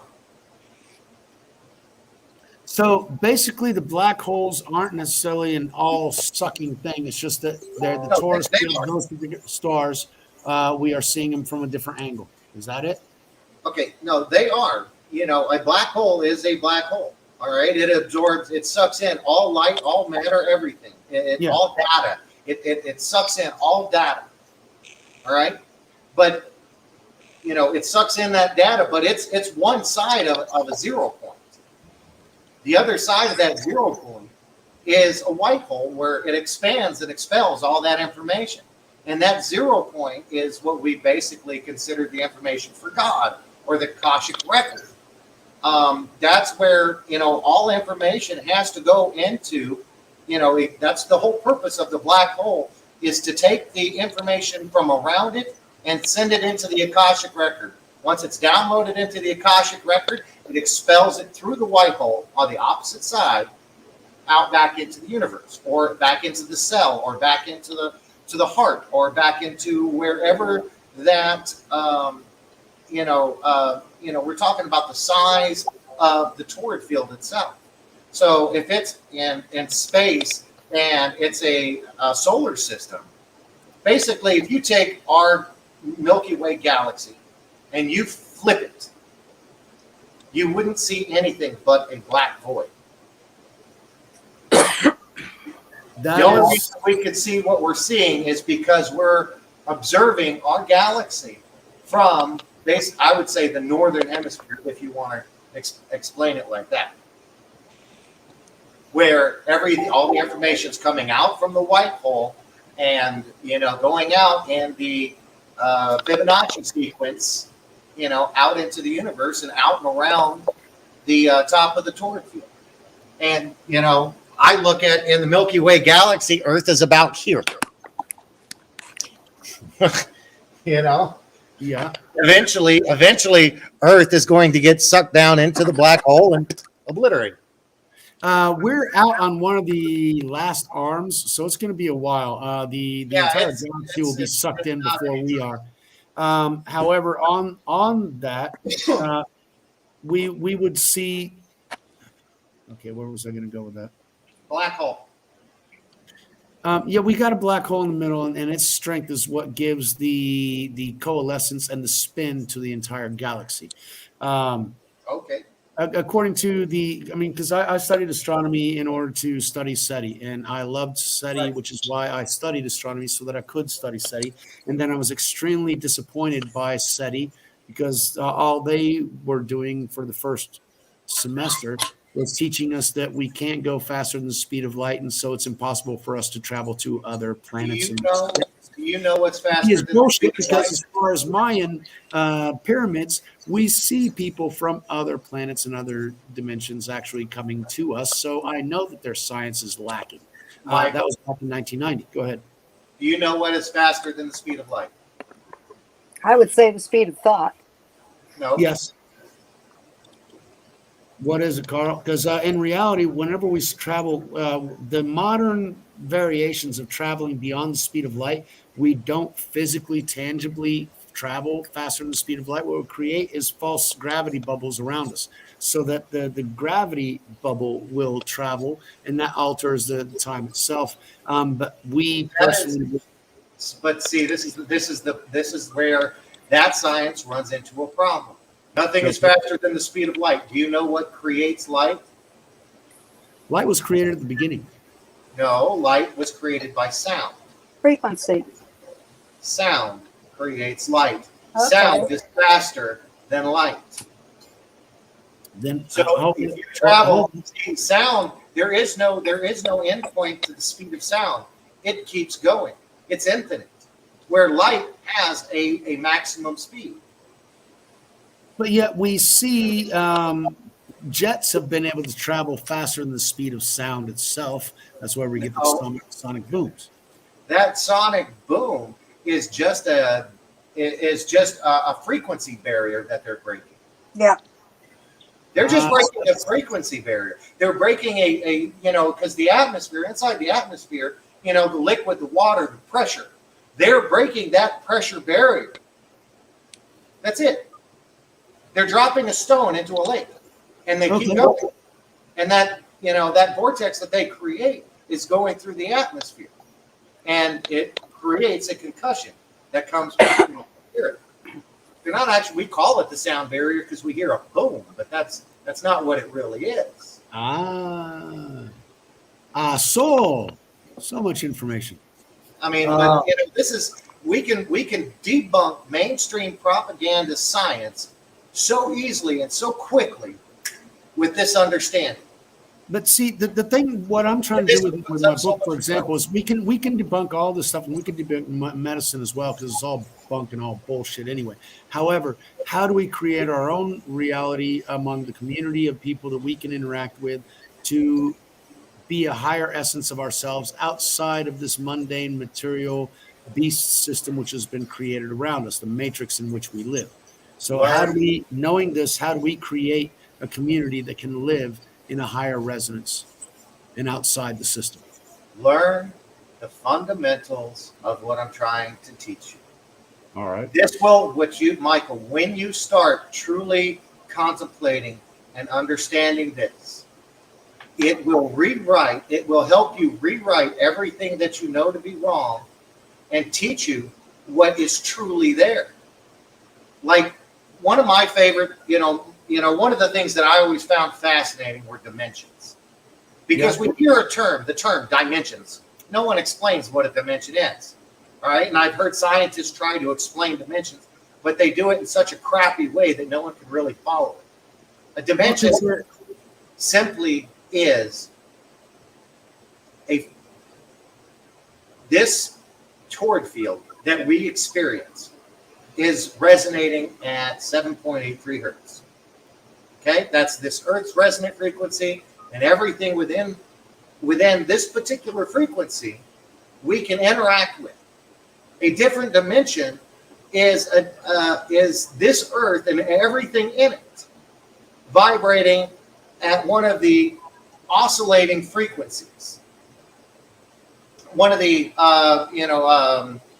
this is. I was also in band, and so we've got octaves, right? Right. So you'll have a C at one level, you'll have a C at one level, and you'll have a C at another level. There you go. That's it. Okay, that's what I was trying to explain. All right. So a dimension is another reality vibrating at a different octave, and they're harmonious. They overlap one another.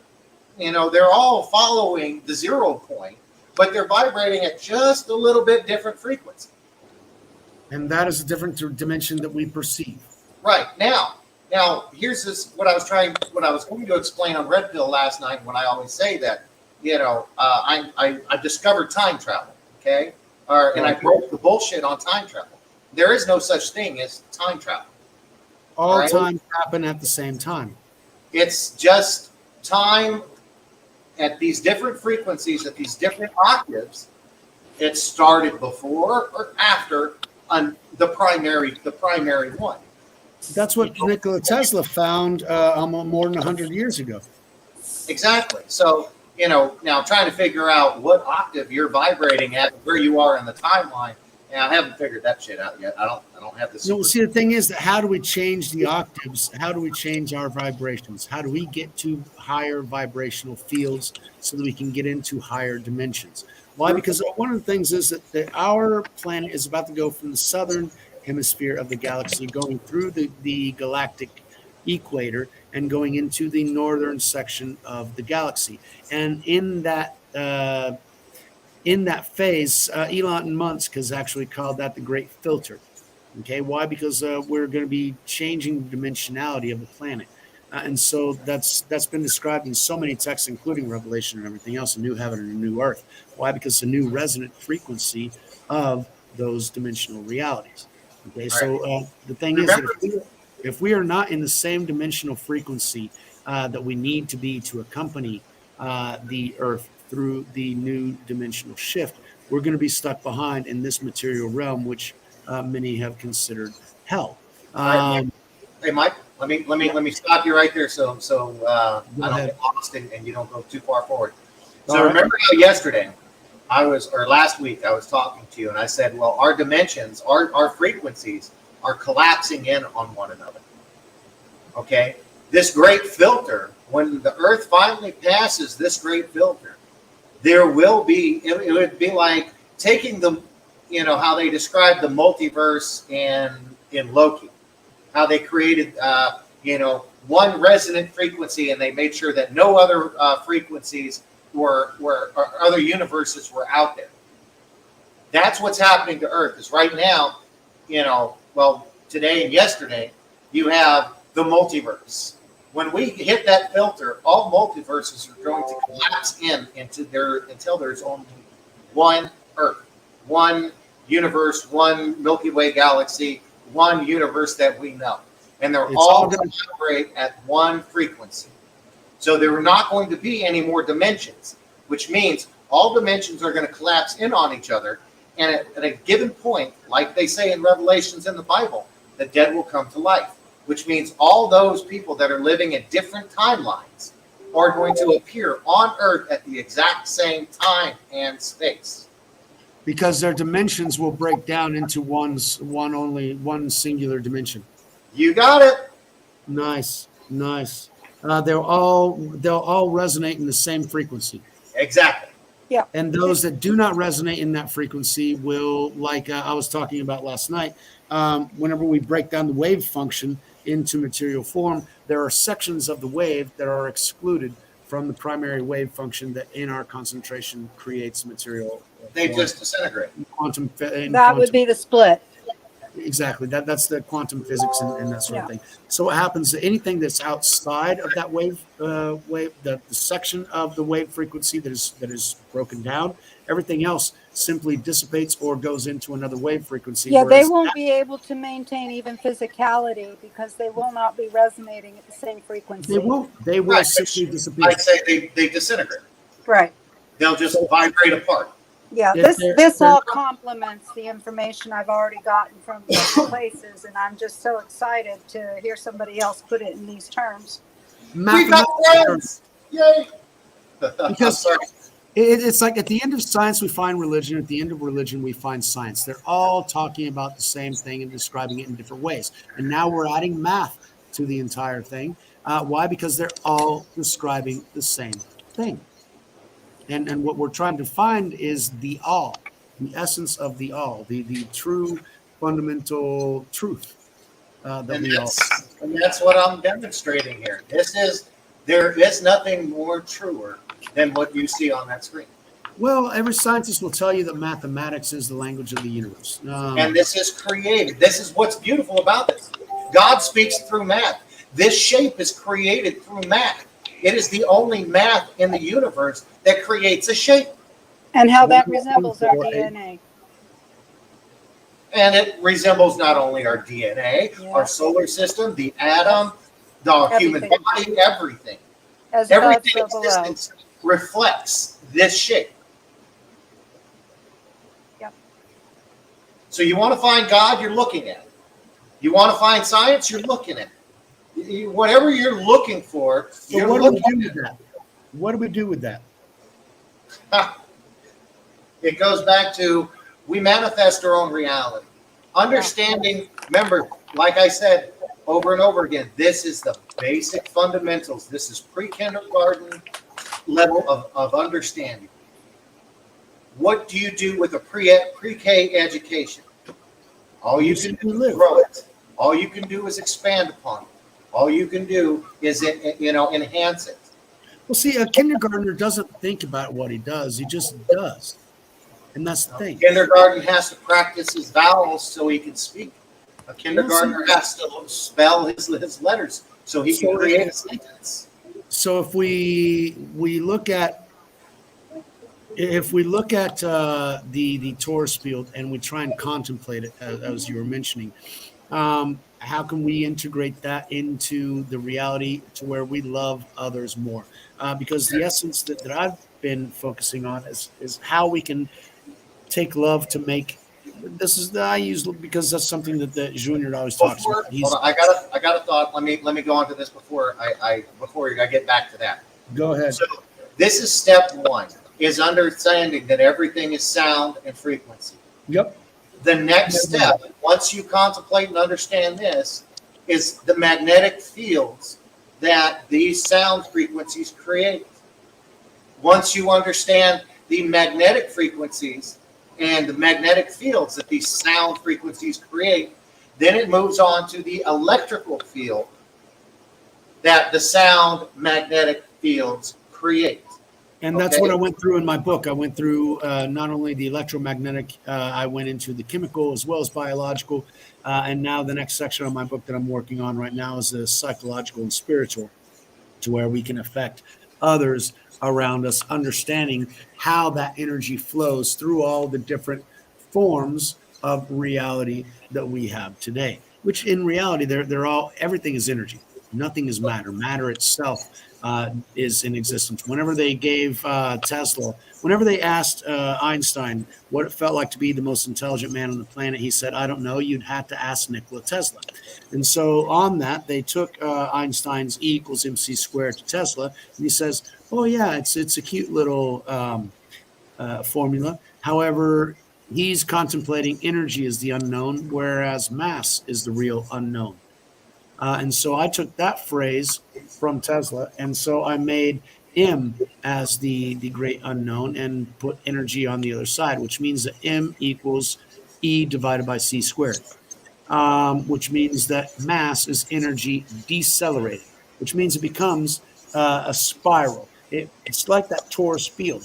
It starts to condense into something to where it's not going forward. The vectorial speed of it is changed by the attraction to other energy around it, and they become a spinning vortex that creates the mass that we perceive as hard things. That's so what I got. Go ahead. All right, so if you go to rodinaerodynamics.org, you'll be able to print out basically all the fundamental mathematics, which show you different fun things like, the toroid field. It gives you, I think, a 20 to 30 page report going over all the basic understandings of the toroid field. So you understand. Remember, this is what I was drawing the other day. Except, now, personally, I like the 3, 6, and 9 on the outside of the circle. They, in this format, he shows it inside the circle. And this is the. There you go. Side field. Right. It shows the vortex, the inside. That also looks like a black hole, because a black hole also has the exact same spin and everything else. Congratulations, you're putting 2 and 2 together. It's what I'm talking about. Yeah. Yep. The south side, and you have to understand, there is, in the science that you're taught, it's all about polarity. With these toroid fields, the polarities are alternating. They're constantly alternating. So you can't say the south side's negative side, the top side's positive side, because that's only. We had Edgar Cayce was talking about the flip in the Earth's poles, the pole shift, and the things that would bring with it. And it's not uncommon. Pole shifts have happened numerous times in the Earth's past, and scientists now have actually found that. And so now that you're talking about the fact they flip on relatively easily. This is your pole shift right here. All right, the electromagnetic North Pole is in constant motion, will always be in constant motion. Yep. Okay. It is not a positive north field, a negative south field, or a negative south pole, positive north pole. That's bullshit. Okay, it's constantly rotating, which is why our Earth's on a constant axis, is because that's the direction the toward field is facing. And it's going to constantly rotate around. The energy field will constantly rotate around to the point where the top field and the southern field may actually reverse positions, but it doesn't actually change the direction or energy flow of our toward field. See, I mean, science, the crap that they teach you is based on a lie. Well, So we it's have based to- on their false interpretations of that. No, and they that's teach us catastrophism, and that's to keep us in fear. to keep Yeah, us I mean, in fear. They you feel notice that. that. You notice, I mean, we track the electromagnetic North Pole. It's moving. Oh my Yeah. God, it's moving. It's moving. It's moving. But it's always been moving. It's never stopped moving. No, it never stops, and sometimes it flips, and we never feel a thing. Well, see, supposedly in the next pole shift, I mean, we're going to seriously feel it because one of the things that Edgar Casey was talking about, the pole shift will affect the material aspect of our continental shelves, but not necessarily the water. And so when the continental shelf starts to shift, the water won't necessarily shift with it. And so what we'll see is huge tidal waves and everything else. And then, yeah, everything will settle down, and within less than a decade, everything will be back to normal relatively. And so we don't notice it over See, time. I personally think all of that is fear-mongering nonsense. I'm in agreement. That's all fear mongering. I don't believe for one instant we're going to have the catastrophes. I mean, just the other day I saw a headline that said we've got 5 major asteroids heading toward the planet, and I was like, oh boy, that's going to get a bunch of people going. Right. Well, I mean, the other thing you have to understand is they're still going. They still think that the Earth has an iron core. Yeah. A molten iron core. Are Well, you? so did I. So what does the Earth have? If it doesn't have an iron core, what's in there? A toward field, a star. Yep. A 0 point. Mhm. So we have a sun at the center of the planet. Yes, and actually, I think we have multiple suns within our globe. Because the Earth has multiple toward fields, but I mean, Yes. there is one primary one, but there are a lot of other smaller ones built into it. Like So that would mean that the idea of a hollow Earth and a soul at the center of the Earth would be feasible in that aspect or that perception. You're looking at the Earth right here. I'm showing you a picture of the Earth. True. Okay. There's a hole at the North Pole. There's a hole at the South Pole. Right, and that center point. Let me hold on. Let me find. And to be honest, okay. So my TV blares it out, but in this image, you can see in the center there's a bright star. Well, at the crux of the right before the black hole and right after the white hole, in between these 2 points. Hold on, let me get up here and point. At here and at here, there is also massive energy points, and these also could be other stars.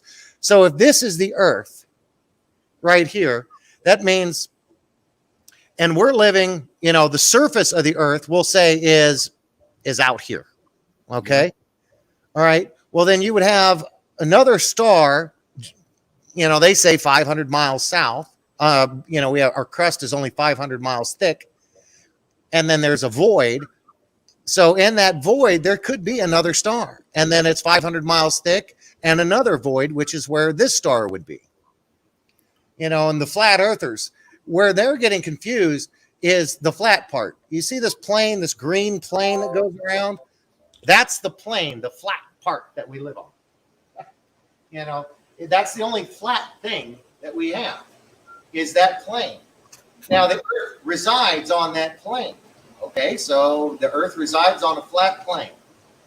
Okay, it doesn't mean the Earth is flat. It just means we're on a flat-ish plane, which is the zero, the radiating field off the 0 point energy. But yeah, to be honest, I have strong gut feeling and through all the research. I mean, when you go back hundreds of years, you have articles and explorations and, people setting out adventures to find, the hollow earth. And those that do never come back. Why? Why did they never come back? Well, mainstream media will lead you to believe they just died. Well, I think they found what they were looking for, and that's it. A couple people, or they reach there and it's so beautiful they don't want to come back, or they can't come back. Right. I mean, if you ever read the book The Smoky God, it was about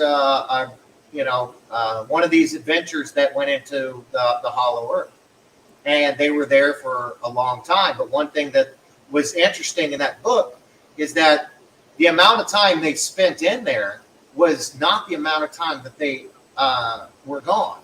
Time was different.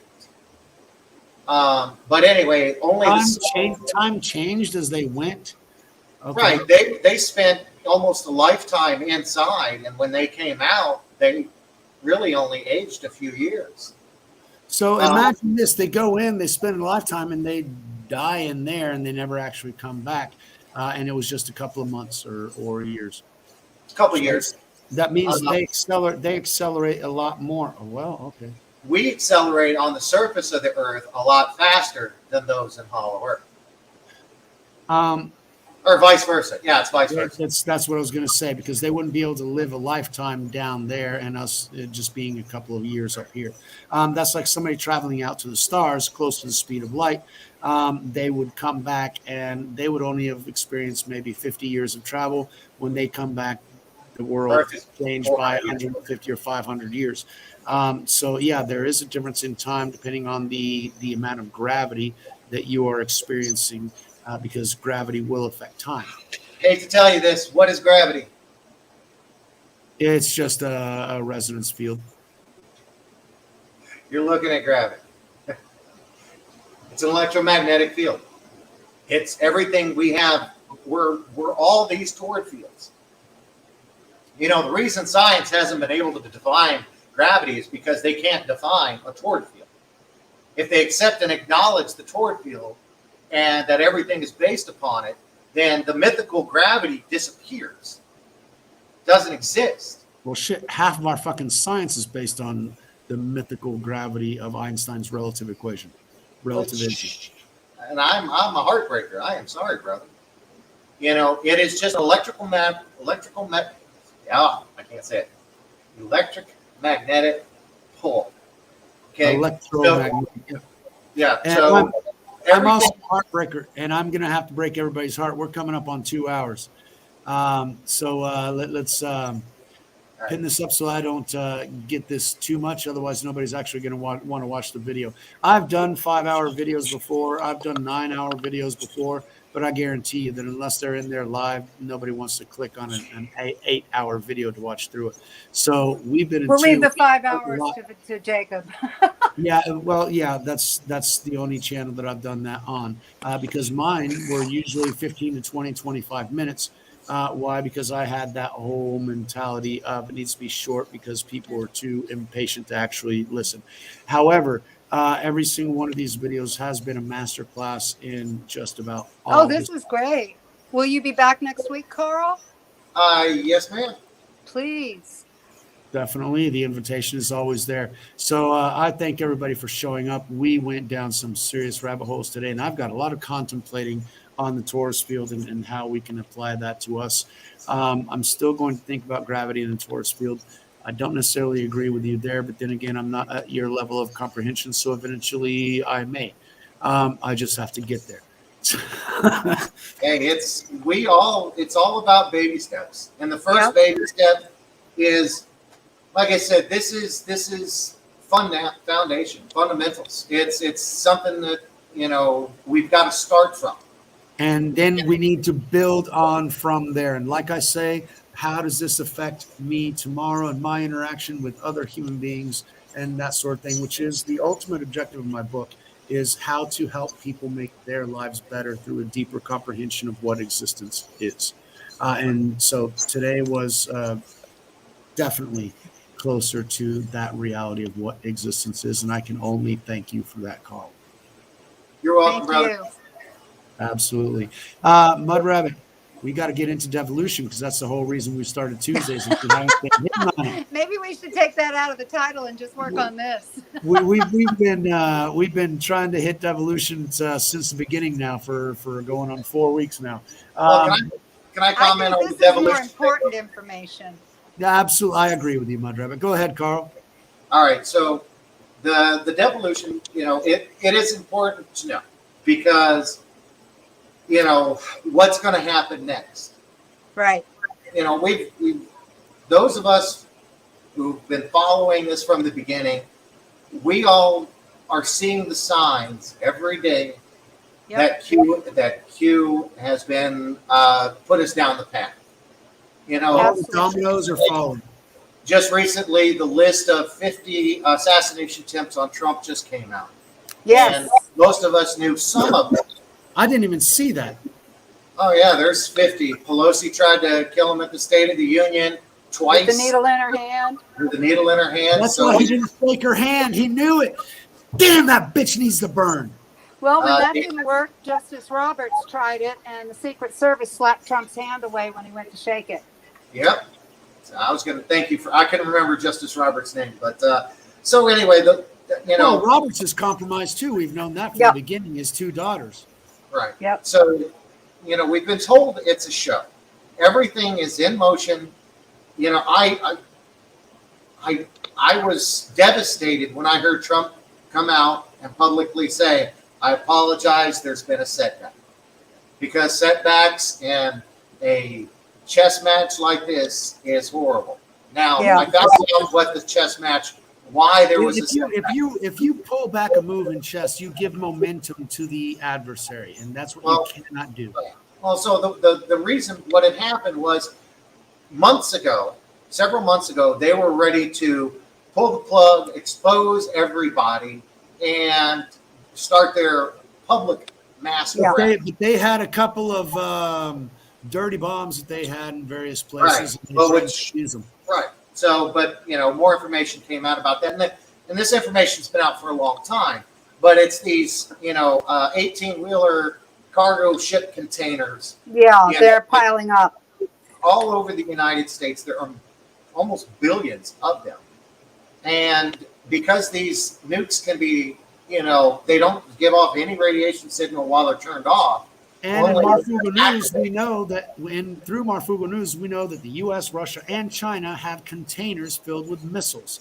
They have something that looks like a container, but it's complete. Why do you think we have all those ships out at the ocean? Because we're not letting their ass in.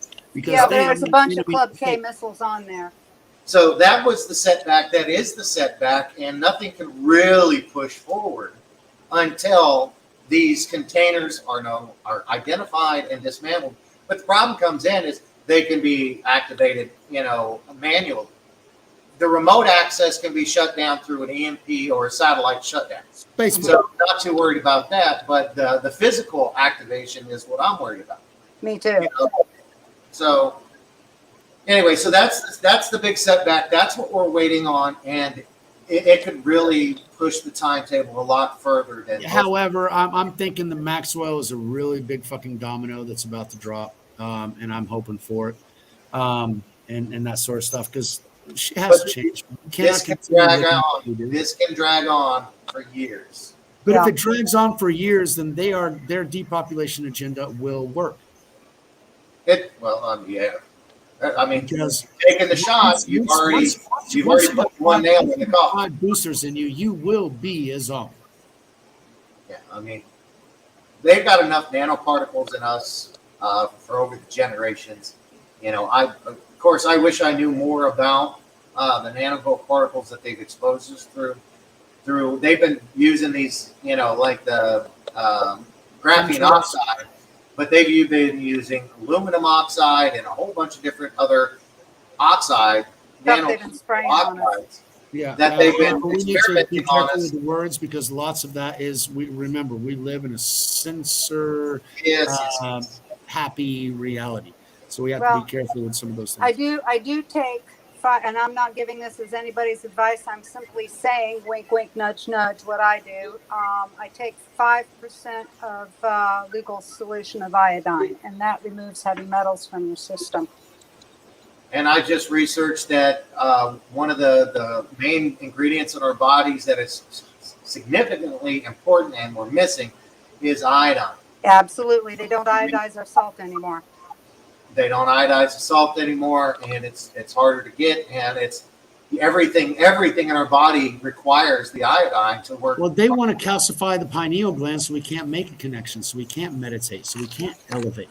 This is why I take iodine. All right, but hold on. The pineal gland basically gives you visual representation of the Akashic record and of the other dimensions. You still have full access to them through your torrid field, which is what you were created from. Your heart chakra is your primary connection to the Akashic records. Okay?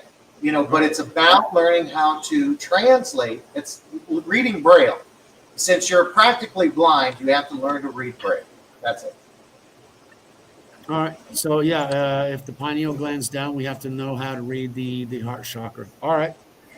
It's all there. And the less fluorine we have and the more iodine we have, the more vitamin D we get, the better we will be. There are reasons why the natural body is a wonderful thing, a wonderful machine. We just need to keep it going, and we need to quit doing all the destructive shit that we've been programmed to do to destroy ourselves. Because after all, they've been wanting us gone since we got here. Yep. And we're still here. Imagine that. Still here. Hey, All right. Resilient. God made us resilient. Yep. Absolutely. And we Take are care resilient, of your temple. and we will be resilient until next week. We'll all be back here next week, right? Definitely. Absolutely. Perfect. Thank you all. It's been a wonderful episode. I have learned so fucking much, and I just thank you from the bottom of my heart chakra as well. We'll expand that Taurus field later on. Next week, we'll find out what the hell goes on with Maxwell and what step in devolution we're at. And after that, we'll get into where we can expand our Taurus fields and we can integrate this into our reality to a more effective state. Great. Thank you very much, everybody. Thank Have a good you. night. Bye. Everybody sleep well. Bye. Good night.